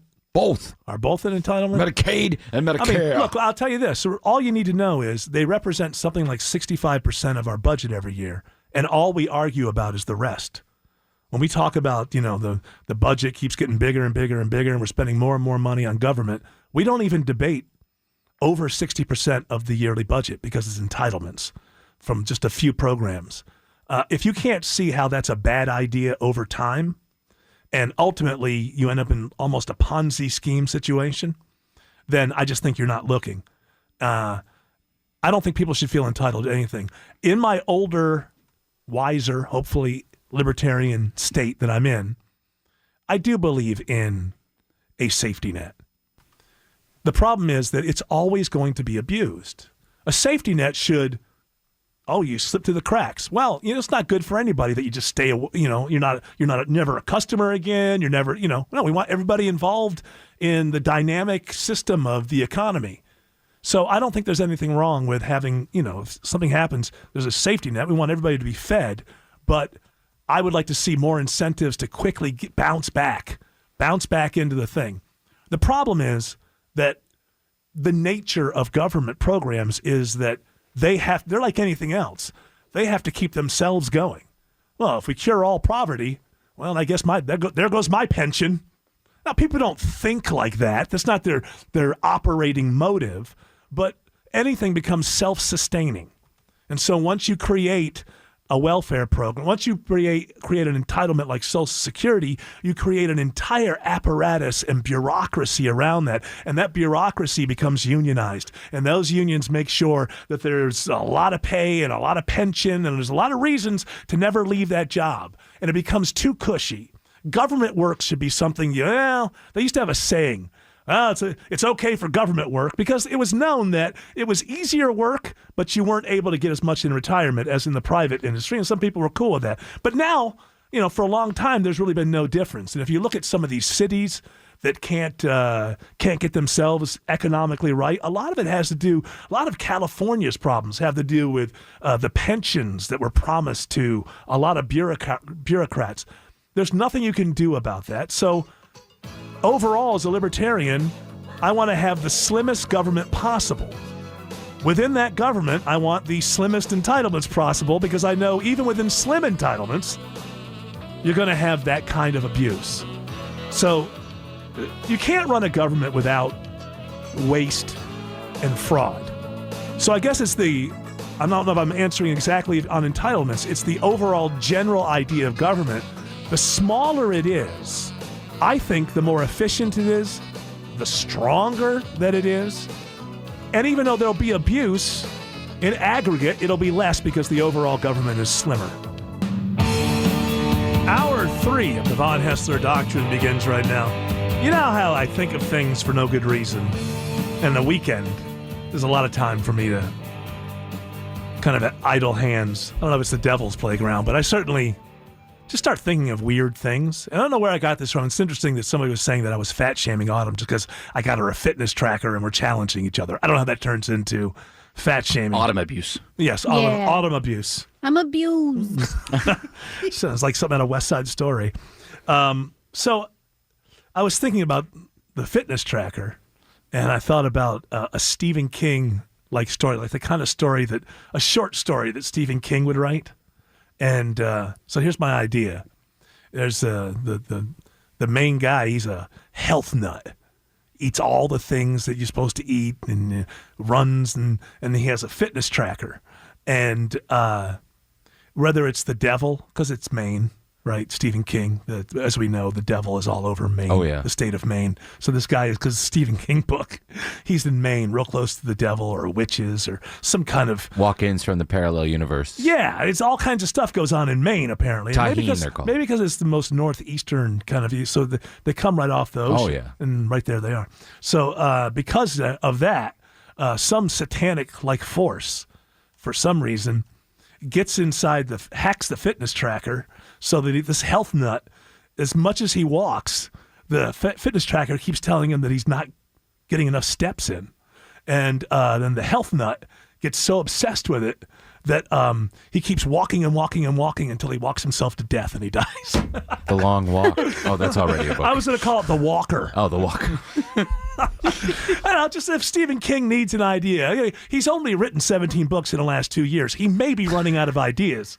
If he needs one, well, there it is. Do you have something you one more wanted to piece of mail here. Our super. Didn't we do enough mail in the last segment? We did do a lot. We did do a lot. But this is serious here because this is from our super secret fan group, 2 + 2 = 4. Yeah. And they've Why been is getting it super secret?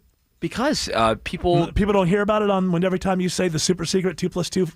I don't know if they group? can make that connection or Does not. Autumn still decide whether or not you can get in?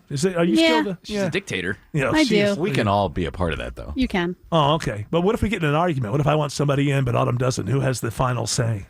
I think it's Autumn in that one. So you do the secret boot. Because I'm. Ooh. What's the secret boot? Kick them out. Oh. But I mean, how would I do that secretly without Autumn finding out? Well, she wouldn't find out. I wouldn't be paying attention, so Right. it's fine. Oh, wait a minute. Hold on. You're the administrator of this group and you barely pay any attention to it? Correct. Seems like it. You know what? You started this thing, you thought it was awesome, but you're like everybody else. You got bored and you walked away, didn't you? Didn't you? I check it out. Oh, look at that. Eric, I'm going to start this and it's going to be the thing and there'll be a conversation. Listen, people like it. I'm glad that it exists. Oh, it wouldn't exist without you and you're not there? Has a life of its own. Well, It's thankfully, bad enough that I, the host, ignore people online. well, You thankfully, don't exactly because Greg does a lot of commenting as you. Okay, well, I feel perfectly safe and happy You're with all that. stupid. Well, thankfully, Autumn, since you're not paying attention, Facebook has been jumping in a lot lately because a lot of our listeners, according to Facebook, are putting fake content in there. Well, we talked about this. One of the things was flagged, and it was a fake story. I Yes. can't remember what it was, but it was an easy one. It wasn't like somebody with a different opinion on climate change. It was factually wrong. Right. And easy to find out. I can't remember what that story was. Now, this one, the listener posted, the story was pens cost $15 each, totaling about $450 for the 30 pens Pelosi handed out. Oh, after so it's like government impeachment? waste. Yeah. After impeachment? Yes. So, and then they did a sort. Well, who says that story's false? Lead Stories. Well, how do says I that know who it's- the hell they are? How They're do I an know independent fact checker. How do I know that? Well, yeah, they're an independent fact check. They're experts. So how do I know they're not fake? And here's the way that I get around it: by not giving a damn how much the government pays for pens. All right, that's not where I'm going to start with my government reform. You know what? The government's spending too much damn money on pens. If we could just get this under control, I think that we could somehow bring that $22 trillion back down into something manageable. This $22 trillion of debt. I think $15 trillion of it is just the cost on pens alone. And ink. If we could, ink, yes. If we could just get a hold of that. Ridiculous. I saw a story this morning that said if you want to save the planet,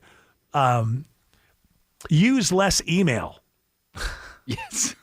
First of all, by using email, let's remember you're not using paper. You can't get something for nothing. But a lot of us, they were going after people like me, quite frankly, because I have every email, unless it's a garbage email. But if you've corresponded with me since 2003, I've probably still got it. So you better not lie about what was in there. There's no reason to get rid of it. But as this article pointed out, there are server farms and carbon footprints and everything. Macedonian ones yes, as well. Exactly, Mark Stein. And you can't. So it's costing carbon to keep these dead emails on a server somewhere. And somehow I'm supposed to. I love these stories. What exactly happens? I stop using email and we save the planet. Is that really what happens? I stop using email and we say, mind you, the billion people in India and China are still, I don't know, much of their population just releasing their waste into streams. But if I stop using email, I will see the corresponding effect. The day I die, I'll die with a smile on my face knowing that my stopping email saved the planet. Let's go back to handwritten letters. That's probably a better idea. You got to cut down trees for that. You don't get something for nothing in this world. You just don't communicate. I got an idea. Don't communicate. I saw another story. I think it's Prince William or Prince Charles. They got a big picture with Greta Thunberg, and they had worked it out to where they had made, in the week leading up to that, they had made 6 flights on private jets, thousands upon thousands upon thousands of miles. Make sure you get me down there so I can get a photo with Greta Thunberg. Fly me to Greta, please. Absurd. Why don't you bring her here? No. All of this is absurd. The New York Times now has a thing where I've almost got the newsletter. I think I do get the newsletter just for the fun of things that you can do in your life, daily life, to reduce your carbon footprint and save the planet. I mean, they're just absurd things. Absurd. It's just the idea that you're going to do that and save the planet is ridiculous. But meanwhile, 1 billion people in India and 1 billion people in China, they're not going to follow your lead. But you're going to have more effect. Ridiculous. Got to lead by example, Eric. Should I open it up? Sure. Open it up. Even more headlines for Monday, January 27th. What do you got? All right. Hillary Clinton was at the Sundance Film Festival, and she sat down with The Atlantic, which is a big lefty magazine. Yeah. And it's not really a news magazine. It's more of a thought magazine, commentary on the world. And, they're very even-handed. And in an even-handed way, what they found out is that the Democrats are right about everything and the Republicans are dangerous. Yeah. And while she sat down with them, she said that Mark Zuckerberg, the creator of Facebook, she said that he has an authoritarian view on misinformation. Yeah, let's go after Mark Zuckerberg. Let's see, out of the two human beings, and I'm not being right-wing radio about Hillary Clinton. I'm just saying, Hillary Clinton, she's a first lady. She was a lawyer before that. She was senator from New York. Failed candidate for president twice. A lot of people have failed for president. Doesn't mean you're the worst person in the world. But let's take her career and what she's done. And let's compare that to Mark Zuckerberg, who out of his dorm room created something that now has what? Are there 2 billion people that are on Facebook? It's got to be up there. Yeah, 2 billion people now, and it's one of the most successful companies in the world. And the thing that you have to remember is all that success, all of it, has happened in the same time span that LeBron James has been in the NBA. Not like General Electric or some of these oil companies that have been around since the turn of the century before this one. All of this has been done. So why do people automatically trust Hillary Clinton over Mark Zuckerberg? Why? Because he's successful in business. And we've had that put in our head that, well, she's lived her life for the people. Has she? Has she? Wow. Let's say that 2 people weren't born. Let's play the It's a Wonderful Life thing. Let's say that 2 people on the planet were never born. Hillary Clinton, Mark Zuckerberg. Which one has more of an effect on our daily life? If one of those wasn't born. It's not even close, Jared. It's not even close. I may hate social media, which I do, but it's not even close. What Mark Zuckerberg created, people check into every single day of their lives. Hillary is a notion and an ideal to some people and just someone to just hate constantly if you're some other. But really, as far as accomplishments and things done, well, she's got some accomplishments. But if she had never been born, you would not notice. If Zuckerberg had never been born, well, you wouldn't notice either because you wouldn't know. But there would be something very different about your life. You don't think we'd be updating our MySpace to make sure that we're still staying up to date with the latest songs and whatnot? MySpace was going to die. Regardless. Facebook, I miss my gifts. Well, there's always that argument, right? I mean, if the Beatles wouldn't have done it, somebody else would have. Yes, maybe something else would be there, but it wouldn't be exactly the same. This is the thing with people like Hillary Clinton. Successful people are always the enemy. Mark Zuckerberg is successful. Mark Zuckerberg didn't create disinformation. Neither did the telephone. But people could call you on the telephone and give you all kinds of... See that UFO last night? Yeah. Well, what about creepers that would call and use the telephone? What about them? Well, I mean, I'm not saying it's you. Misunderstood. You're striking a nerve. Yeah, the whole thing. Hey, you got anything on? Is that AT&T's problem? No, it's that you invent something that's a communication device. You're going to get the best of the best and the worst of the worst and the best of the worst and the worst of the best. It's all going to be on there. So to blame Zuckerberg for the fact that lowlifes use Facebook, to spread disinformation is absurd. Disinformation was around long before Zuckerberg, but Facebook was created in a dorm room and now is one of the biggest companies in the world. To me, that should be encouraged. We want more of that. My children, I want them to have lives that are more like Zuckerberg than Hillary Clinton. Unless you buy into this false notion of, well, civil service. I gave my life to civil service. Now, I got very rich off of these 7 books I wrote, but that's not why I did it. I didn't do it for the millions. She did it because she loves people and she loves this country. My favorite Hillary Clinton cliche, is it a trope? Is every time she runs for office, all you hear about is when she was younger, that she was a children's advocate. She supposedly got all these things done for children in Arkansas. But never have I seen someone 41 or 42 years old show up and go, I'll tell you what, I'm successful today. It never would have happened if not for Hillary Clinton when I was in kindergarten. There's never testimonials from anyone who used to be a kid. It's a weird. These government people who are always talking about children, once you turn 18, they don't give a damn about you anymore. It's like, well, we got a fresh crop. So, well, we'll go back to the 5-year-olds. You would think if Hillary Clinton had done so much in her child advocacy, there would be one former child, now adult, who would give a testimonial, and I've never seen one. Are you kidding? You lay that on me and I can't talk about it on air? I'm sure you will talk about it in the podcast. Crazy. You wait till tomorrow. I'll tell you all about it. I already know all about it. I'll tell you more. Like the poor people at the gas station where... Oh, for heaven's sakes, Tim Andrews. What? Things happen. They talk about rock bottom. That's not my rock bottom. Well, no, what I'm saying, because it's not drugs or alcohol, but I mean, as a human being. I need to go to a 12-white program. Let me ask you this. Let me ask you a question. Well, you're letting it out of the can right now. Oh, well, no, there was no can. Can I just tell people? I don't care. Tim Andrews left a show. America. And he and his lovely wife, she said, hey, let's just walk to where we're going. I parked here. So the Woodruff Arts is just down the street. And they decided to walk. And he says, well, this Tim Andrews cannot accept the fact that he does not have a gallbladder.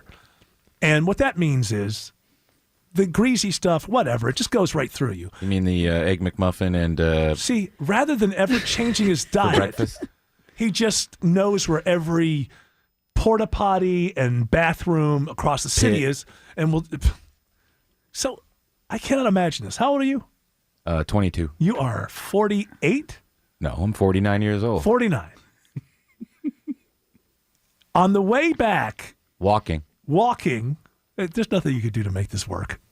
Walking as a 49-year-old man, you went behind the bushes and did a number 2.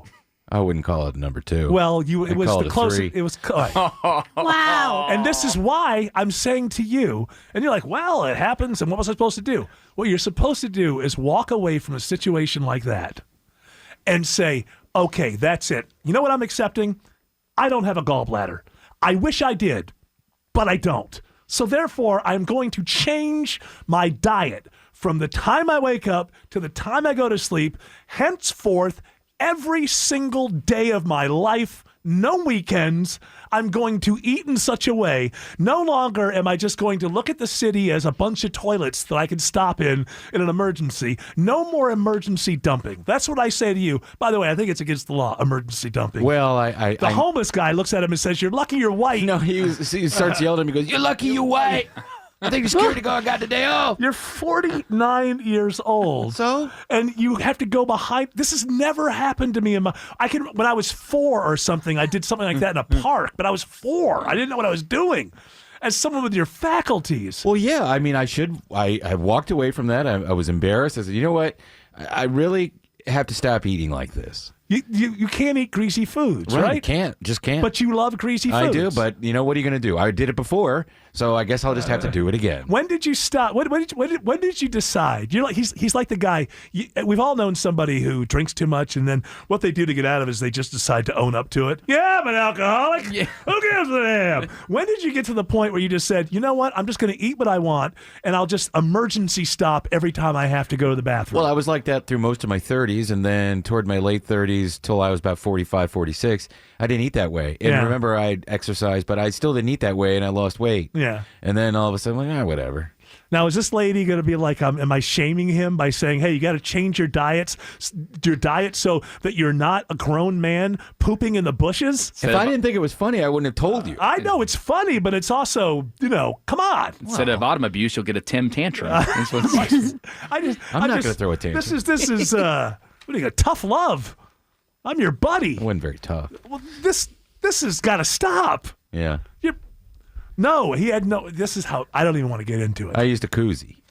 You're lucky you're right. Whoa. You used a koozie. Yeah, my wife had this koozie in her purse, and now she doesn't have it anymore. And she didn't submit divorce papers along with that koozie? Because I would. If she had those in her purse, I would have used those. You're like, this is no reflection on what I want out of my life. I cannot imagine. Hey, things happen to people. If my wife said, hey, I got to go over here in the bushes. I would have laughed and followed her with a camera. Oh, I would say, maybe. I have one. Maybe we're not for each other anymore. I have one simple question. I might have missed it, but you said you went in the bushes behind the gas station. Why did you not go inside the gas station? No, it was before I got to the gas. That was the goal. How far was the goal that you couldn't get to it? Could you see the signage? Uh-huh. Oh, come on. How many feet do you think you were you couldn't make it? 100. Tim, you got to change your diet. You should be able to make it 100 more feet, unless you're sick. My goal was to make it back here, and then I'm like, well, okay, I know there's this. And I know the Blimpie's closed. I can't go there. See, he knows all these places. I know where they are. He's created this network of poo stops. You're lucky you're white. All over. He's probably right. Your white privilege allows you to poop in the bushes.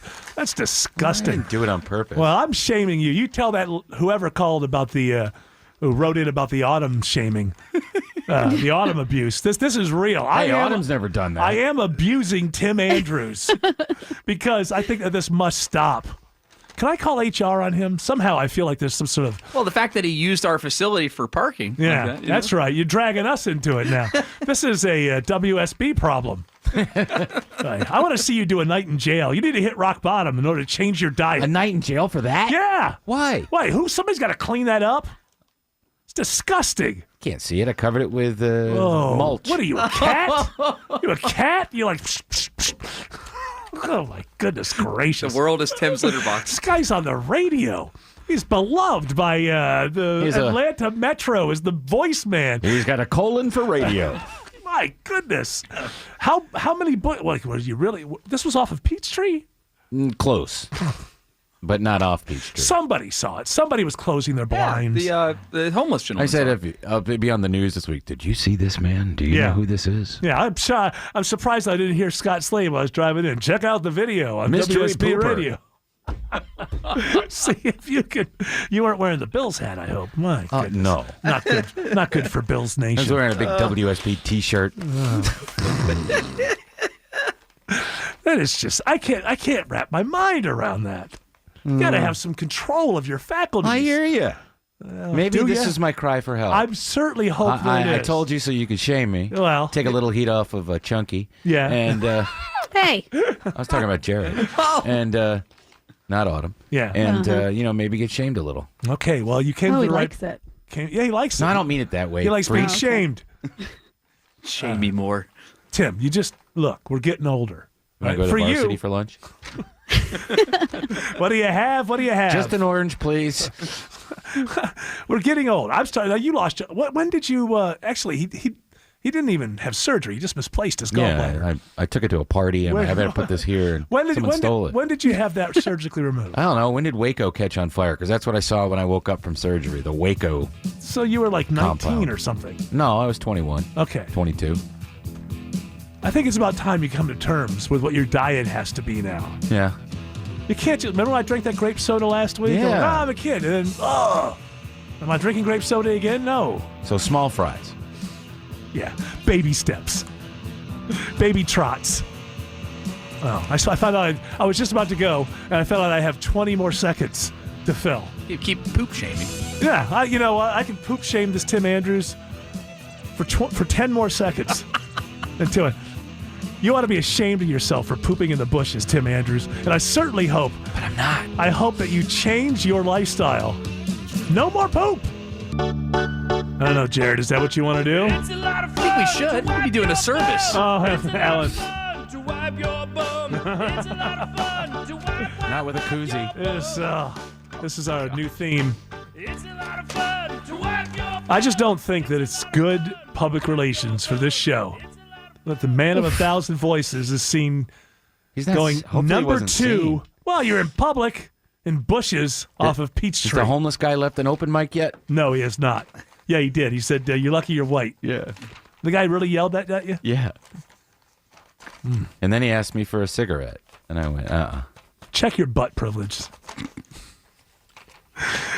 So that's what you want to do? You were telling me that what you want to do. You want to mention AM 750. I don't know why. It's 2020. Wait, why do you want to bring up the AM band? Well, there's 3 different places you can go. You can go to WSBRadio.com or the WSB Radio app. Starting at 1 o'clock, the impeachment hearings start back up again, and we get a chance to hear them on all those platforms. Oh, do we not? Do we put it on 750 as well? Yes. Okay. I didn't know. I didn't know we were doing that or not. Dershowitz is today. That's right. His argument, he's a smart guy. He knows about the law. Basically, his argument is going to be that even if you believe everything the Democrats are saying, it's still not impeachable. So that'll be interesting. And, will they talk about that? He's a Democrat, so what? Or will they talk about that, or will they continue to talk about the John Bolton book? What are you talking about, the CNN thing? Yes. Well, they're going to push their own thing. Yeah. I'm immune to that. I don't really care. They do what they do on those 24-hour now. It's funny, like Fox News, they're the only ones. A big story this morning is that jury selection in the Michael Avenatti trial is going on. It's like, Remember that guy? We still hate him. Like both sides go, Yeah. it doesn't matter. Hey, one side says it's the best day ever for the Democrats. Fox News, it was embarrassing. Selective news. Yeah, when the Republicans go on, CNN says it was an embarrassment to all Republicans. Fox News says, way to go, home run, out of the park. Whatever. If you want to be on that trolley, have fun. Hop on and have fun. I'm not saying I'm smarter than you for not getting on that trolley. That just turns out to be a fact. I'm not saying it. Let's do this. It's the stories we just couldn't miss. It's the Doctrine Extra. At one point on Saturday, I spent way too much. I watched way too much of the 24-hour race at Daytona. I mean, I watched a lot of it. And at one point early in the morning, I said to my wife, well, there's still 5 hours left of this thing, so if you want to watch something else. She's like, I'll see what's going on with impeachment. I said, no, don't, please. And she says, no, I want to see. I said, but the problem is, if I start watching one side or the other, I'll start coming up with arguments about why they're right or why they're wrong, and that's where I don't want to be. I want to be in, I'll see how it all works out in November, because that's the only thing that matters. I'm not going to be, I don't have to have an opinion because the opinion makers say this is, set the table with it. And if you start watching one side or the other, and then I'm going to, what, at the next party? Well, I think Dershowitz was correct when he pointed out that, blah. If I'm in a party, I'm like, yeah, whatever. He gets removed, he doesn't get removed, he wins, whatever.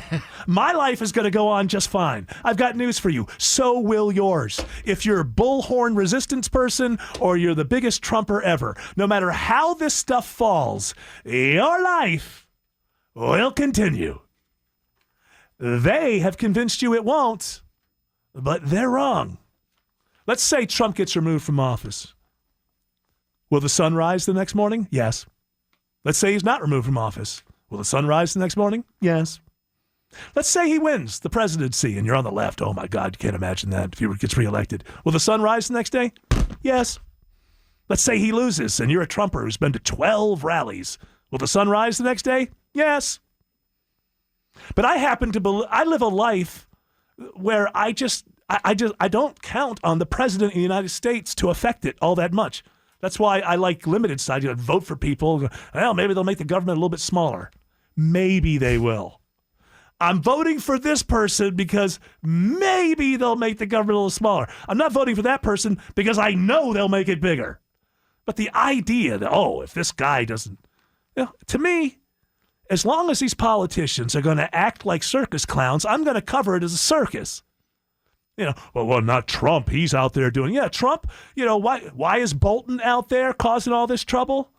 Maybe it's not a good idea to have every relationship end poorly. Maybe it's a part of leadership to smile, and when you hate somebody as you fire them, go, hey, man, you did a lot of great work. I love you. We're going to go in a different direction, but keep in touch. And if I can help you out in any way, maybe it's if you're going to tweet about people in your own administration, we don't even know what Pompeo thinks. Trump didn't trust Pompeo enough to trust him with what's going on in Ukraine, and had Giuliani doing stuff behind his back, not behind his back, but stuff that Pompeo was not privy to. What does Mike Pompeo really think about that? Maybe that's a part of leadership, is that everybody who walks out or everybody that you fire, the smartest guys that I know that don't ever want to get married are still really good friends with all of their exes.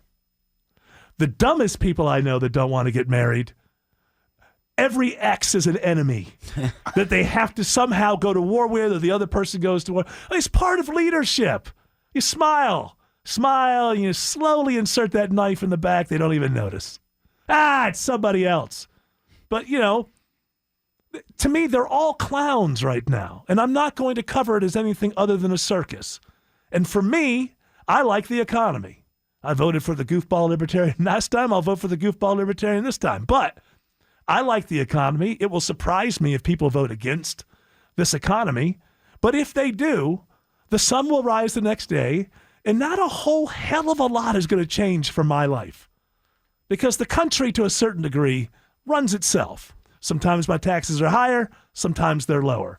I have my opinions of what I would like, but my life goes on. If you're pinning the potential success of your life to who's going to win in November, you've already lost. You've already lost. You think Steve Jobs' success was based on who was president or not president in his lifetime? You think Zuckerberg, who we just talked about, you think he can't, Bill Gates? Why are you so convinced that your success depends on politicians? It's like a science fiction novel where everybody's been brainwashed with the politician zapper. Not the gay zapper that Mike Pence has. Yeah, he's always taking that thing out, shooting it. Put it away. Put the little zapper away. Well, nobody cares anymore. Yeah, your success is on you. Sorry. I know that makes it tougher.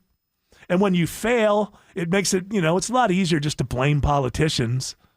And, when you succeed, you can say, oh, well, if it wasn't for this program and that program. No, if it wasn't for you. Steve Jobs didn't have a college education.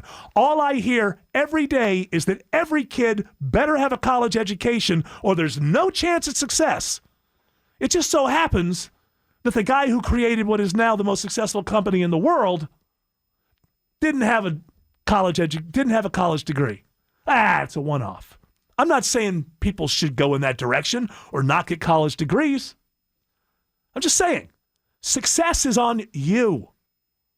So if you weren't able to get in your favorite college and you're not making the money you want to make, stop blaming the fact that this and that and those people and the universe isn't out to get you. I got news for you. The universe does not give a damn.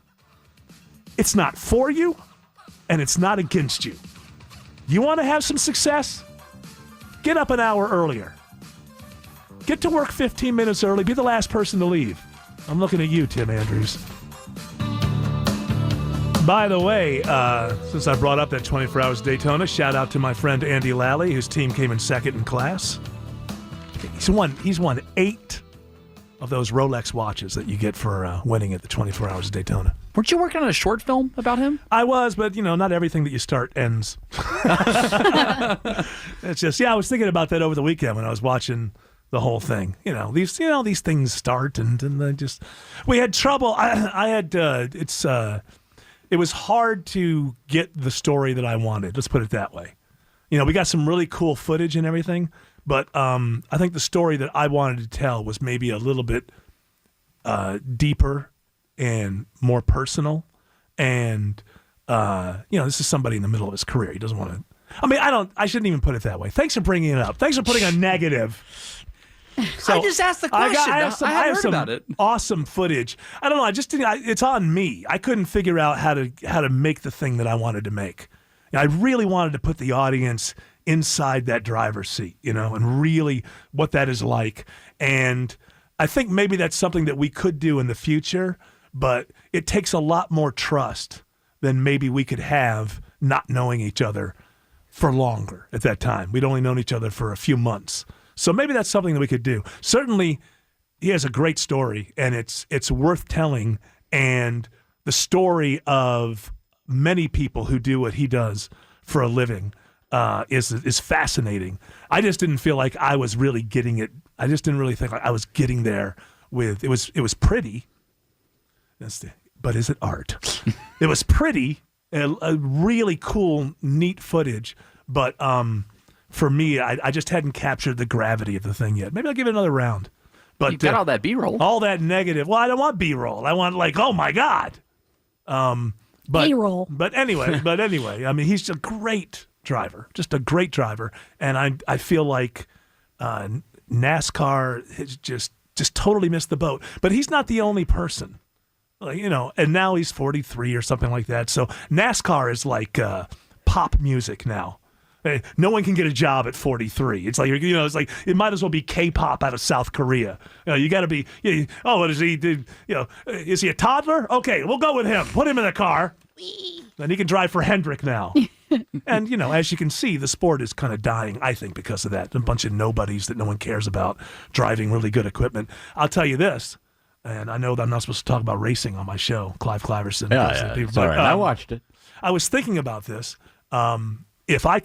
If I had a gazillion dollars, what's my new amount of money? A fagillion. Yeah, fagillion. If I had a fagillion dollars, I'd put this guy Andy Lally in top Hendrick-like equipment in NASCAR for 5 seasons at whatever age he is now, 43, 4, whatever it is, and just shock the world. Because I know what would happen. Because good drivers are good drivers. It's just that simple. But you get into this situation where there's this ride and that ride, and you end up over here, and before you know it, you're 35, and it didn't used to be that way. It used to be if you could drive the damn thing, you get in. But it's a whole different, it's as important now, your branding and image and all that garbage that's ruined everything now. That is in NASCAR too? Yeah, it just ruins everything, And it's just like, well, guys win races, you don't even know. They look like they're 14. It's like, who is this guy? I have no idea. Anyway, that's a negative way to get around to. Congratulations to Andy Lally's team for second in class, 24 hours at Daytona. What do you have for me? Lumpkin County High School hosted an adulting day. Adulting? What is that? What's an adult? Adulting day. Adulting, thank you. On Friday. Bunch of adults. It's weird, though. My youngest son used to have that thing, too. He'd do all the same. We're in Georgia. It's kind of a California thing. Yeah. Adult. Adulting. He used to go, oh. It's like, where does that come from? Well, Atlanta's a good mixture of things. You have a lot of transplants in Atlanta. So they're adulting? What are they doing? They're adulting. Yeah, where? Where's this again? This is at Lumpkin County High School, and where they hosted an adulting day on Friday. Then what do they do? What do they do then? They taught students. Don't answer the phone when the people are calling about overdue bills. Well, people need training. You don't have to pick up the phone. They taught their students things like how to cook, clean, and change a tire. Practical life things. I will tell you this. That's good. I think that's good. I think that probably, hopefully it's one day that they weren't told that they were ruining the planet and should be ashamed of themselves while they're in school. Hopefully. Although I'm sure part of it was like, keep your tires inflated properly. Otherwise, your carbon footprint, well, who cares? I think that they probably would learn more on a day like this. People have said this for a long time. I'm not the first. But the idea that you go through 4 years of high school and most kids aren't taught how to balance a checkbook or however you would do it now online. But I mean, the fact that this is something you go through school. You go to school from the time you're 5, even if you go to college, you go to school from the time you're 5 till you're like 22. And no one sits down with you and tells you how to have a household budget. Some people don't have households. Okay, well, let's just teach it to those who do. Wait. I want to learn how to make artisanal olive oil. Well, we're going to teach that as well. We're going to teach you how to survive a cold night under a bridge. We're going to get to everybody. Can you teach me how to be a Democrat? Look, if you don't know by now, you're in high school. We've been brainwashing you since you came into kindergarten. So I think it's a good thing to have these practical skills. I had no practical skills, but then again, I dropped out of high school. Do you think they did it because Lumpkin County is kind of on the north? It is in the North Georgia mountains, kind of like on the edge of it. Do you think Well, I don't understand your question. I'm just. Are you saying they're dumb? What are you saying? No, not at all. I'm just saying that you would need skills like that more in the mountains. Why would you saying, boy? Why? I'm not. I isn't love it a going good up to Lumpkin skill County. to know how? You only blow tires in Lumpkin County? I'm not following your logic. I'm just saying though. Would you like to apologize to all of It our ain't good listeners? Lumpkin County. It's Lumpkin County. That's what I said, sir. Or Bumpkin County. I think that it's that you might need those kind of things out there because there's more gravel roads My going up the granddad mountains. taught me. Yeah, those are good things to have. I think you're more likely in the stereotype scenario you're bringing up. He's redneck shaming. Yeah, he I is. would never. You, I you love are going up there. redneck shaming, and I think you're probably more likely to learn from your family how to take care of yourself in a situation like that. The kids who need this are kids in the city. We need new practical things like, how to treat your Uber driver when they have to change a tire. What to do if you're spending $15 on avocado toast there. Yeah, there's a good adulting class. There you dude. go. Don't ever spend $15 on a slice of avocado toast. That's yams-plaining. $14.50. Can you imagine if Clark found out about something like that? You want to fire me up? You want to get me mad? Hey, Clark, I just spent $15 on a slice of avocado toast. There's no helping you. I tell you, burn in hell. What a dummy. Hey, that music tells me that we're about to leave the radio airwaves. We're going to do the podcast 30. Somebody has to leave because they can't control their body. He has a belly. The rest of bellyache. us will be here for the podcast 30. So if you want to if you go to the Von Haessler Doctrine Facebook page or the WSB Radio Facebook page, click on the red box. Voila! You can watch us do the podcast 30. What is going on? Again, you want to push the... 1 o'clock, you can go to AM 750, the WSB Radio app, or WSBRadio.com for all the impeachment hearings. You are nothing but a corporate shill, Jared Yamamoto. All right, we're going to come back and do this tomorrow morning at 9 a.m. You are all invited. But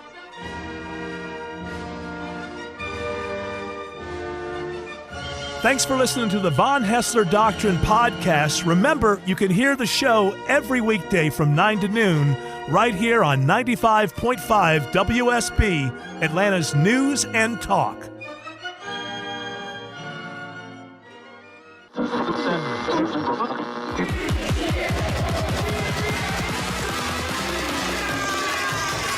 Ooh, this should be hitting different. The podcast 30 begins now. And Tim Andrews had to leave because of his belly. And J-Rad is here. I don't know if English Nick's going to join us or not. I have a question. Is it about the music? Because I don't want to start every podcast about the music, but all Well, right. it's only because... You're Autumn Fisher, by the way. Did you know thanks, that? hi. Yeah. There's I English. didn't there's know that. English Nick. I only asked because Jared said that this was an old earworm of his and I want to know what that earworm in your mind sounded like. Was it like woo woo woo woo woo woo woo? Yeah, what woo, part So of I that? knew, I knew from the sound of it that it was Grizz, but I could not figure out what the name of the song No, was. wait, no, to me. that's not. That's the question. She asked. You said earworm. Do you know what an earworm is? Yeah, it's a song that's stuck in your head. But all she's asking is what part of it, because all of it couldn't be stuck in your head. Because was So it the Grizz, woo, woo, so woo, woo, so woo part? Grizz has got a specific sound to him, and when you hear the vocals coming in like that, he has a way that he positions them in there. And I knew that it was a Grizz song, but I didn't realize it was a remix with I could tell. Subtronic. I could tell Wait, the no, way no, he no. does it So is what you're- so different than What the you're other saying EDM. is that you were thinking. No, that doesn't make sense. An Autumn, earworm is like. Autumn, why do you have to bust the kid? Let him have I'm his just fun. Let the kid have some You're fun. right. I should just not come up with anything. No, I think just don't have any ideas. Okay. Grizz has got a particular sound to him, and I knew that it was a Grizz song. So I it'd just be didn't like know what me, it was. Like me thinking, oh, that's got to be an Elvis Costello song, but I don't know which one it is. Woo, woo, woo, Correct. woo, woo. You And know then that finding song out that it's goes like, actually woo, woo? a Graham Parker song. Right. You know, you go to the Turtles down the street and you go in, you say, Yeah. what's the name of that Yeah. song that goes, I'm Yeah. looking for this tape. It goes, woo, woo, woo, woo, woo, woo, woo, woo. Yeah, well, but this it's one, different. so remember, Did I'm you only say Turtles? Yeah, the Turtles. They're still around? No. No. But there are record stores. Remember, I'm taking- actually going to Blockbuster and renting a couple of VHSs later, so Yes. I'll stop in Yeah. at Criminal There's, Records you know, and ask them I about found- the Grizz. I think I've seen a couple of actual CD warehouses are still around. Really? Yeah, we did appeareries there and signed our CDs 100 years ago. There's I don't know one- how there can be that. Alpharetta Highway, corner of Alpharetta Highway, right by the Funny Farm. There's a CD place, but it's not a CD warehouse, but you can get a lot of used CDs there. Yeah. Yeah, well, there's a couple of record stores. I understand that vinyl and all that. It's like a niche boutique thing. Yeah. Yeah, I went by a CD warehouse. I was like, well, how is that still open? I think it was a CD warehouse, but one of those that we from one of our great CDs that we. I remember setting up a couple of those. Complete chaos always. It's always complete chaos. Whenever the old show would go out. It's awesome to be in a store, though, and have an actual line. There's nothing worse than, like, you ever walk into the Home Depot and there's, like, some guy with a gardening book and he's just standing there alone. It just feels so sad for him. Not sad enough to go over and actually talk to him. No. Because that brings me down. Oh, you don't sympathize enough to go buy a copy? Well, I don't like, I like the hustle, but it's just kind of sad when somebody's standing there with a book and nobody is talking to him. We've had a couple of authors do things at Dr. Bombay's because, we have the donated books, sell them for $1, goes to the girls in India. And we had a couple of authors, and never a great turnout. And they sit there, drinking their tea. And see, their job is to get every friend they have to come. Every friend. It's like stand up. The reason that they have open mic nights is it's an off night, right? Like a Tuesday or a Wednesday. And the idea is everybody who goes on stage is supposed to bring 6 or 7 or 8 friends. Yeah. And then you get a crowd, and then they can sell beer to people. That's how live band karaoke, that's how Metalsome started. It was all our friends in the room, maybe 40, 50 people. If that. Yeah. And then the word spreads, and it becomes a thing. But you got to have a thing. But I mean, if you're an author and you're not known, and let's face it, if you're not Stephen King or James Patterson, you're kind of, or or the a Twilight or something. Yeah. Oh, yeah. Somebody who's famous for something else, or the Twilight person, or the Harry Potter person. Harry Potter. What's her name? Yeah. For the most part, most authors aren't very well known. If you're gonna have one of these appearances, you gotta have. Come on, you got 10 friends. Tell them you're gonna take them out for beer later. Have them show up. A place like yours, if 10 people are there. Oh yeah. I mean, that's good for you. You're selling coffee. It's all about appearances. Don't show up and just. Home Depot is huge to not have a line.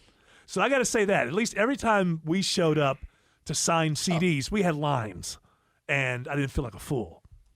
Now, if you're a radio personality who, I don't even think they have cell phone stores anymore, but that used to be the worst. You should do one on Ponce, a new AT&T store. There's T-Mobiles and things. Yeah, those are the worst. They're not spending the money with radio that they used Those to. are the worst. I could never make those work. And then, so they think because, I was in the regular guys and, wow, it's a huge show. Well, surely we'll have a full store here at the cell phone joint. Yeah, off Mansell Road. It's just, it's cell me. Phones are us. It's me and one promotions person, staring at a manager who's wondering what the hell happened. My favorite is when I did one last year, right before, it was Super Bowl weekend. One of the Falcons was out with me at a store. That became my requirement. Robert Alford. Remember, you gave me the signature. Yes, that's right. You know what? They let him go on after that. Car dealerships and cell phone stores. After a while, they came to me and said, "Hey, you want to do this? Hey, is there a Falcon or a Brave is going to show up with me? Or is there? Can Matthew McConaughey show up? Yeah, maybe I'll do it. But if it's a Lincoln dealership, first of all, it's like the best dealerships in the world doesn't matter. People have an idea about buying a car, right? You're not just going to stop.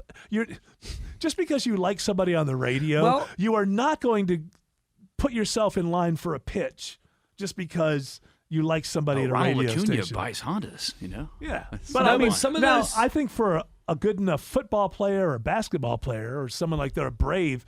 Yeah, they'll stop in for that because they don't make many appearances. But a radio guy, you're like, if I wait a couple of weeks, I can see him at a barbecue joint. Hardcore listener fans of the shows, of personalities, they will show up, but they have a way of getting in the door, talking to English Nick or Eric Von Haessler, and then sneaking out. They don't get involved in the whole pitch for a new cell phone. I wasn't in the market for a new cell phone, but now that I'm here. Yeah, that's the thinking that doesn't turn over that way. You know what? I'm happy with my car, and I can't stand being pitched to by used car dealers. But you know what? I love this Eric Von Haessler. So while I'm here, maybe I'll buy a car. It's weird. Why not? Absolutely. Hey, but that said, if any car dealers or cell phone guys want me to come out and do a couple hours, I'll do it. You're man. there. Absolutely. It's money in my pocket. Absolutely. I think it's better just to do commercials. Well, it is. And say you're satisfied. You like their car. Yeah. I like shaking babies and kissing hands from time to time. I did a thing for a car dealership once, and I drove their car and everything, and then me too. They lied about me, and then lied about you. What do you mean? They lied about me. I was they're out of business now. They went down in the whole crash. Liars. But they had built this huge, this beautiful sort of campus for their dealership. It was beautiful, and I was their spokesperson. This is in the early 2000s. and I did an appearance there. And after it was over, they claimed that while I was there, I was saying all kinds of negative things about the dealership and the people. What? Yeah, it was like, excuse me, is there a recording of this? Who said this? If you just don't want to spend money on me Eric, anymore, they're closed now. Just tell us that you said it. Just admit it. I know. Yeah, now, you can say it now. Get it off my get it off my chest. Right after I started at the 97 on the River, like 8-9 years ago, I was the only weekend jock. Right, they didn't have weekend jocks. It was just a jukebox at that point. And so this sales guy gets me out at a dealership up at Molly, Georgia. 6-hour remotes. Ooh. Thank you very much. Right. Yeah. Then it was like 2 or 3 breaks an hour from there, and at one point during one of the remotes, 2 of the salespeople get to fight physically outside of the dealership. Wait a minute. This was set up, or they just got into a fight? They were arguing about some sale or something, and they got into a serious fight. Wow. And one guy just got in a car and stormed off. It was the best dealership deal I've ever done.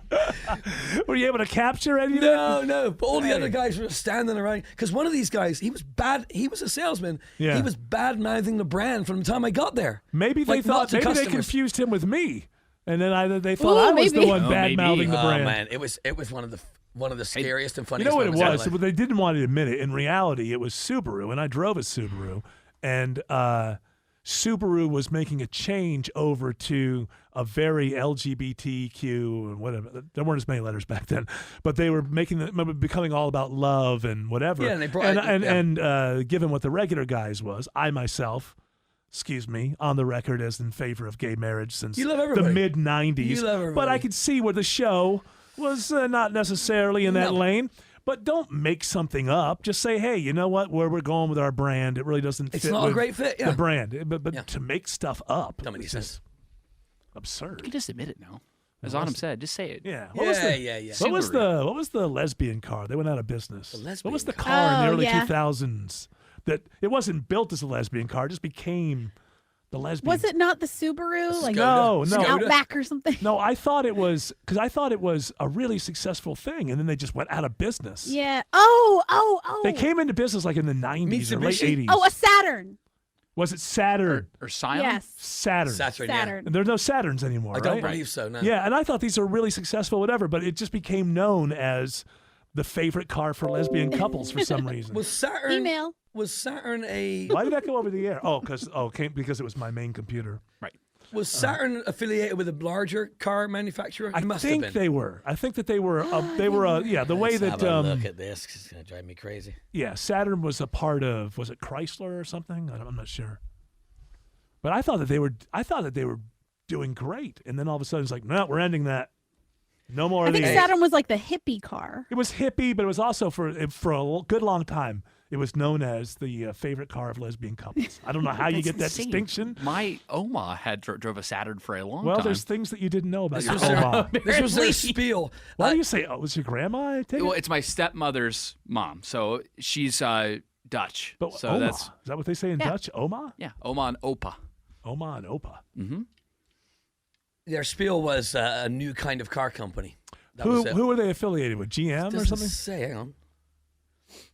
General Motors, yep. Yeah, GM. Yeah, subsidiary. So they just stopped it as a line. Mm-hmm. I think because they're homophobic. But, Probably. Sounds about right. Hey, it must be that. Of course are it you must be getting crazy over there? You're like tipping the hair. Is that new? Am I just noticing it now? You got I had some pink stuff in your hair? Yeah, I put some in on Friday. Yeah, and you feeling it's washed out a little bit. Oh but, yeah, you lose that 6 pounds. All of a sudden, it's time to. But it was pink. Get it out was there. pink last week too. Did I miss Just it? didn't notice. Whoops. You should. Dresses are falling off behind very me. pixely today. You should. You're the opposite of Billie Eilish. You have your on the ends. No, and it's she all has over. hers in the middle. Mine's just darker at the top. Yeah. You know, because it's my She does more hers natural right in the hair middle. color. You've seen her Right. look? So of course, she bleaches the roots Yeah. and then I dyes think- them green. I just put pink depositing shampoo or conditioner all over, and Uh-huh. then whatever's light enough to change does. I do not understand a word she said, but It works, though. It works. It's fine. When I Yeah, first I like the warmer tone on I did like what her brother had to say last night after because they Autumn's brother? No, Brock? no, Brock? Billy's. What's he doing on the TV? Billy's brother. Oh, what did he say? One of the things he said He was, said, I want to thank that guy from LCD Sound System because all our music sounds like didn't his. say that. He said that because they'd won the third award. Well, they this morning. swept. Yeah. And in the final award, they just like, thank you. We got nothing else to say. They said, he was like, look, we made this record in our bedroom, not expecting to be here. Everybody out there, you can make a record in your bedroom. Well, I think that's great. But, I was bringing this up earlier, and you could speak to this a little bit. The thing is now, what about the second record? Are they going to go into a recording studio and have $1 billion behind them? Hey, you know what does that do to it? Here's the thing. What does that do to it? If he's got another 15, 20 songs in the can, maybe not. But why not make it? Yeah, what I'm saying is, I think that they should make the second record the way they made the first record. But I bet you they don't. You're right. And I brought up earlier, maybe you know about this guy, Jake Bugg. Remember him? Yes. Okay, his first album just came out of nowhere. He's like 18 years old. Yeah. Lived in the projects. Retro blues was he guitar. in England? Somewhere in the projects. He out in the country somewhere. No, it was like White City or something. He was in projects, you know, and super poor dude, and came up with this brilliant album. And then the second album was produced by Rick Rubin, and it was terrible. Overdone. Now, I don't know if it's that he didn't come up with the songs or it was just the production, but just do the same thing again for the second album. And like the James Bond thing. You know, are they going to make that in their living room? They may have already done that. Or is it going to go get, You know what's got to be sad about the... I just think it'll be somebody go, now we need a full horn section on this one, Billy. We're going to hire the Memphis Horns. Remember Sheryl Crow? Sheryl Crow won Best New Artist when she first came out with that big first record. Yeah. She couldn't get arrested for a couple of years after that. And they said that the Best New Artist was a curse for a minute. They said that about people. Well, the thing about Sheryl Crow, she's another one that happened later in life. She had written for other people, and she was a part of the music industry. But just because you come up with one great album, like it's your whole life's work, and then a year later, people want hey, we want another great album. And not everybody can do that. That first album I feel like Billy and her brother are on a roll with this. Maybe. And that's what they... Tracy Chapman's another one. First album... But she, from the time she was 13 until she was 18 or something, she wrote those songs. Then the second album a year later is like, she got same out with of Macy that, Gray. Macy Gray car. was really somebody that was really going somewhere. Macy Gray. Now some of these people, you find out that they just continued to be great. It's just the radio lost interest. Right. Macy Gray still comes when she comes to town. She plays Variety Playhouse if she comes to town. Yeah. She was big as hell for a while. Macy Gray is coming to town. With Billie Eilish getting so big so fast, the people that have got to be upset are the people in alternative radio. Because I remember when she first broke out, it was alternative for a minute. Alternative, and then it's crossed over to pop so fast, and now like on an alternative station, you can't get away with. What does Billie pop Eilish. mean? Short for popular. It's not. Well, it's a weird thing. It's short for popular, but it doesn't necessarily mean popular. Alanis Morissette. When I first moved out to L.A. was when that Jagged Little Pill dropped. That was alternative for a minute. It was K-Rock. It was alternative all the way through the whole run. Now it's adult contemporary. You treat me like I'm a princess. Hi. Thank you, Eric. Thank you, W. She was another one. The second album. I went to India. Yeah, listen. I went to India, decided to write my whole second album about it. Boring. I mean, she sold so many copies on that first one. How about Fiona Apple? She was big for a quarter of a second. Oh, man. No, she's still And then amazing. it was her first album or her second album. The name of the song was like 90 words long, took up the whole album cover. Okay. Yeah, that was the second one. Yeah, you pushed it. Pushed it a little too much there. Something went on with her, like whoever was her guardian, her parents, something was weird about that, I think, with Fiona Apple after the fact, like whether they took the money or something. I don't know. Well, it wouldn't surprise me. A lot of those laws have happens. changed now. You can't rip off, the parents can't rip off the kids as easily now. Not as like they used used to in the good old days. Man, I tell you, I worked with Cindy Brady, Susan Olsen, in Los Angeles for a couple of years, and she was just still so angry. I mean, she hated Sherwood Schwartz, the guy who produced that show, because they got nothing. I mean, basically, they just, whatever the runs were, but they got nothing on the reruns. They got nothing. You know, she was in that variety show for a while it played. They got no proceeds from the records that they sold. So she was doing She played Hollywood Bowl. She's telling us fascinating. She's like 7 years old, and the Bradys actually went on tour. They played the Hollywood Bowl. It's absurd. She never got any money from any. Did her parents get the money, or they just had bad contracts? I think it was bad contract. That's why because they were just kids. They were it was the 60s. And you know what people do too? They put you in this position where it's like there are a lot of people who want this job. Yeah. Yeah. You know? And you Oh, still yeah. take it. You still take it because you got a better shot of getting something else if you're on this thing. But then you get sort of typecast. They weren't put there. I mean, she got a job, and it's amazing to me. I would go to work. There was, at that time, they were running repeats of Brady Bunch, the really early Brady Bunches, at like 9 in the morning in Los Angeles.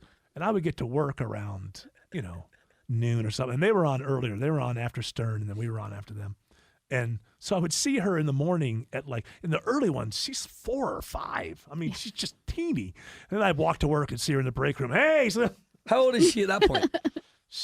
I was 31, so she was probably 33 or 34. She was right in there. And who was on the show with her? Who did the show with her? He's gone now, Ken Ober, who was the host of MTV's Remote Control. Got you. Oh, right. And he was a really cool guy.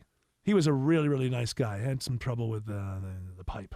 But he was The a peace really pipe? the peace. He was too into peace. Yeah. Really a talented, smart, funny guy, great guy. But just couldn't pull his life together, and then ended up dying very early. He sent me an email once before he died, and he wasn't happy with me. Made me feel sad. You never responded, right? Yeah, I didn't respond to the first one. Yeah, I yeah. was. But you, what did he say? He ended it with Larry always was the nice Beatle. Hey. You guys know how I am. Hey. I don't respond to things. I don't, But you save all your emails. So it's in there somewhere. Well, is that because you still got it. That's because you never open them, right?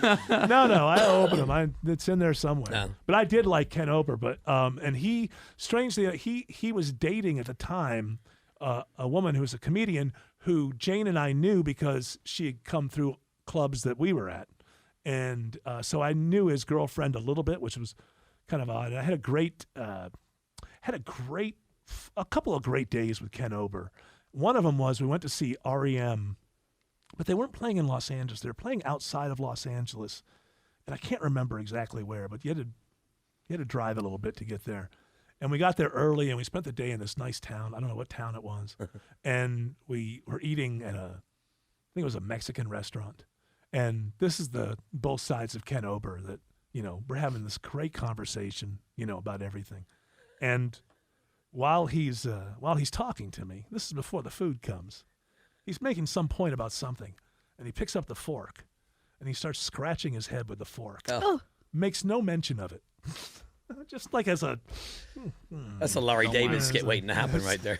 Yeah, Laurie, you want my fork? Oh, No, yeah. it's okay. Have you Like seen... blowing your Oh, nose I've into seen a it. cloth Yeah, napkin. last week when it first How came out. brilliant is that the whole first thing. I don't know how they can still write stuff. I had never so funny. I had never thought that Jeff looked anything like Weinstein. He until looks that just first, like the him. first person. Oh, she's from out of town. She doesn't know. Yeah.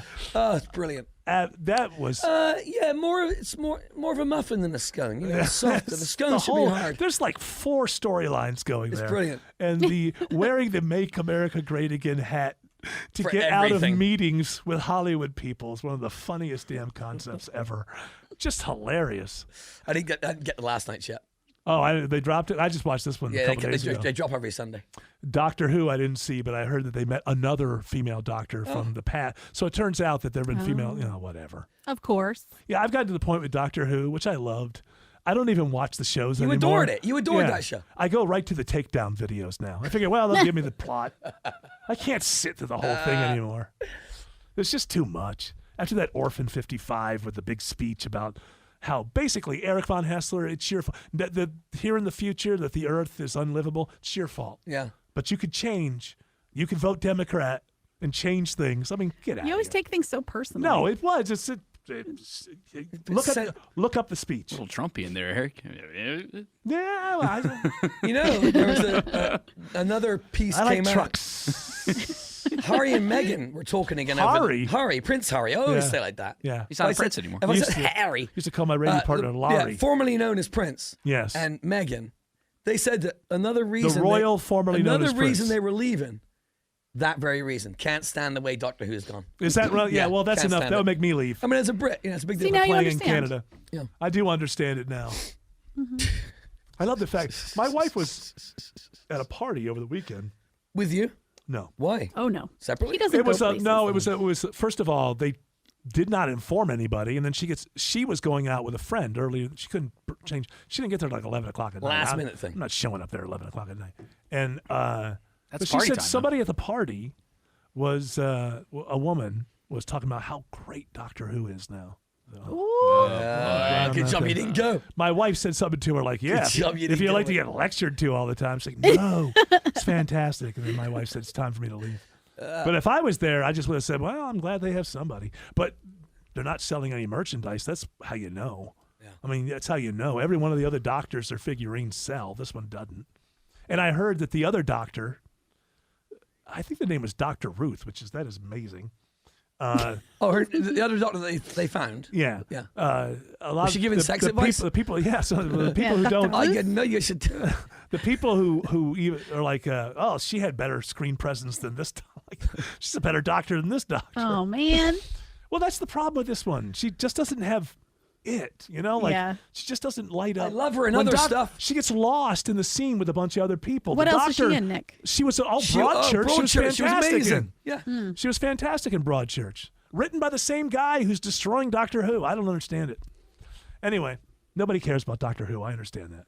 But maybe it's fun to watch. I don't know if I've watched more than a minute of Doctor Who. Well, it's very strange. If you try to jump into it, it's a very strange thing. But for most people, you should start with 2005 and the reboot, because the old ones, you just completely will go, what is this?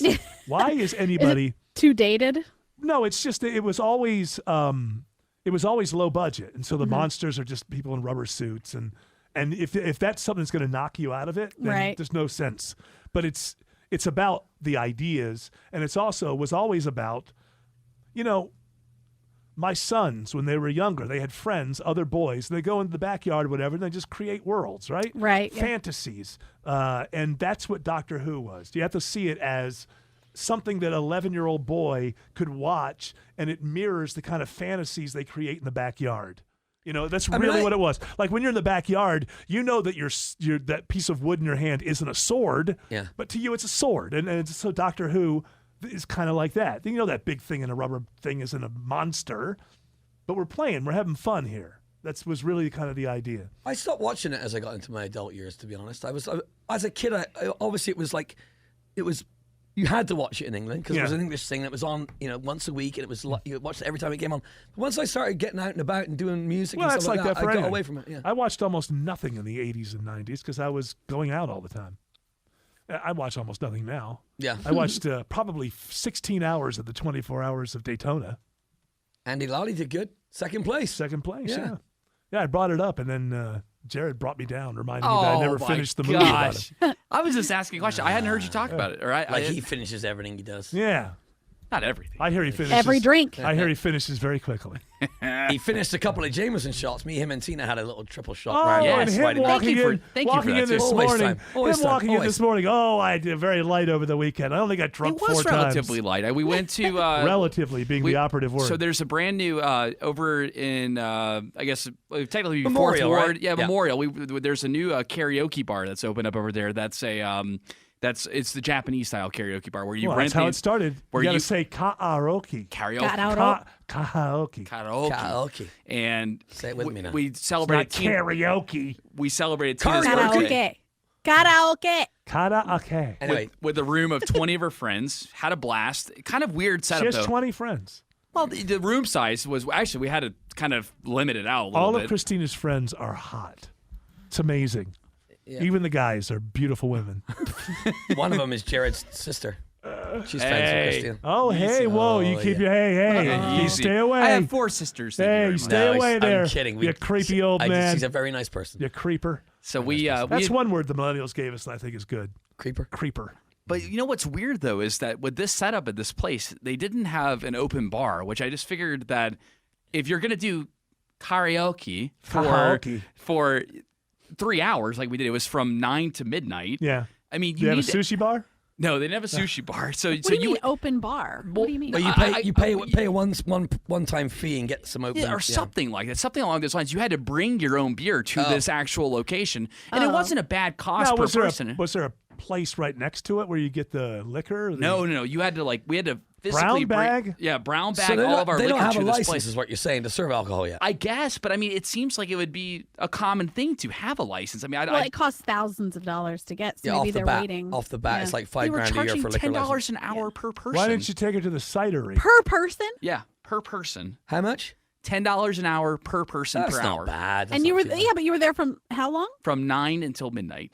3 So hours. it cost me $30, and then because it was Christina's birthday, we got a discount for her. So I think I paid $15 for her. So it wasn't too Wait a bad. minute, the other people had to pay to come to your birthday party? It wasn't my birthday. It was her birthday. Well, I mean, you made people pay? No, that makes sense. Yeah, it's her birthday. You go there. Yeah, The cool thing about the setup of this is I that know. Look, when if, you go, if I had my birthday at a bowling alley, I would pay for whatever it takes to have free bowling for.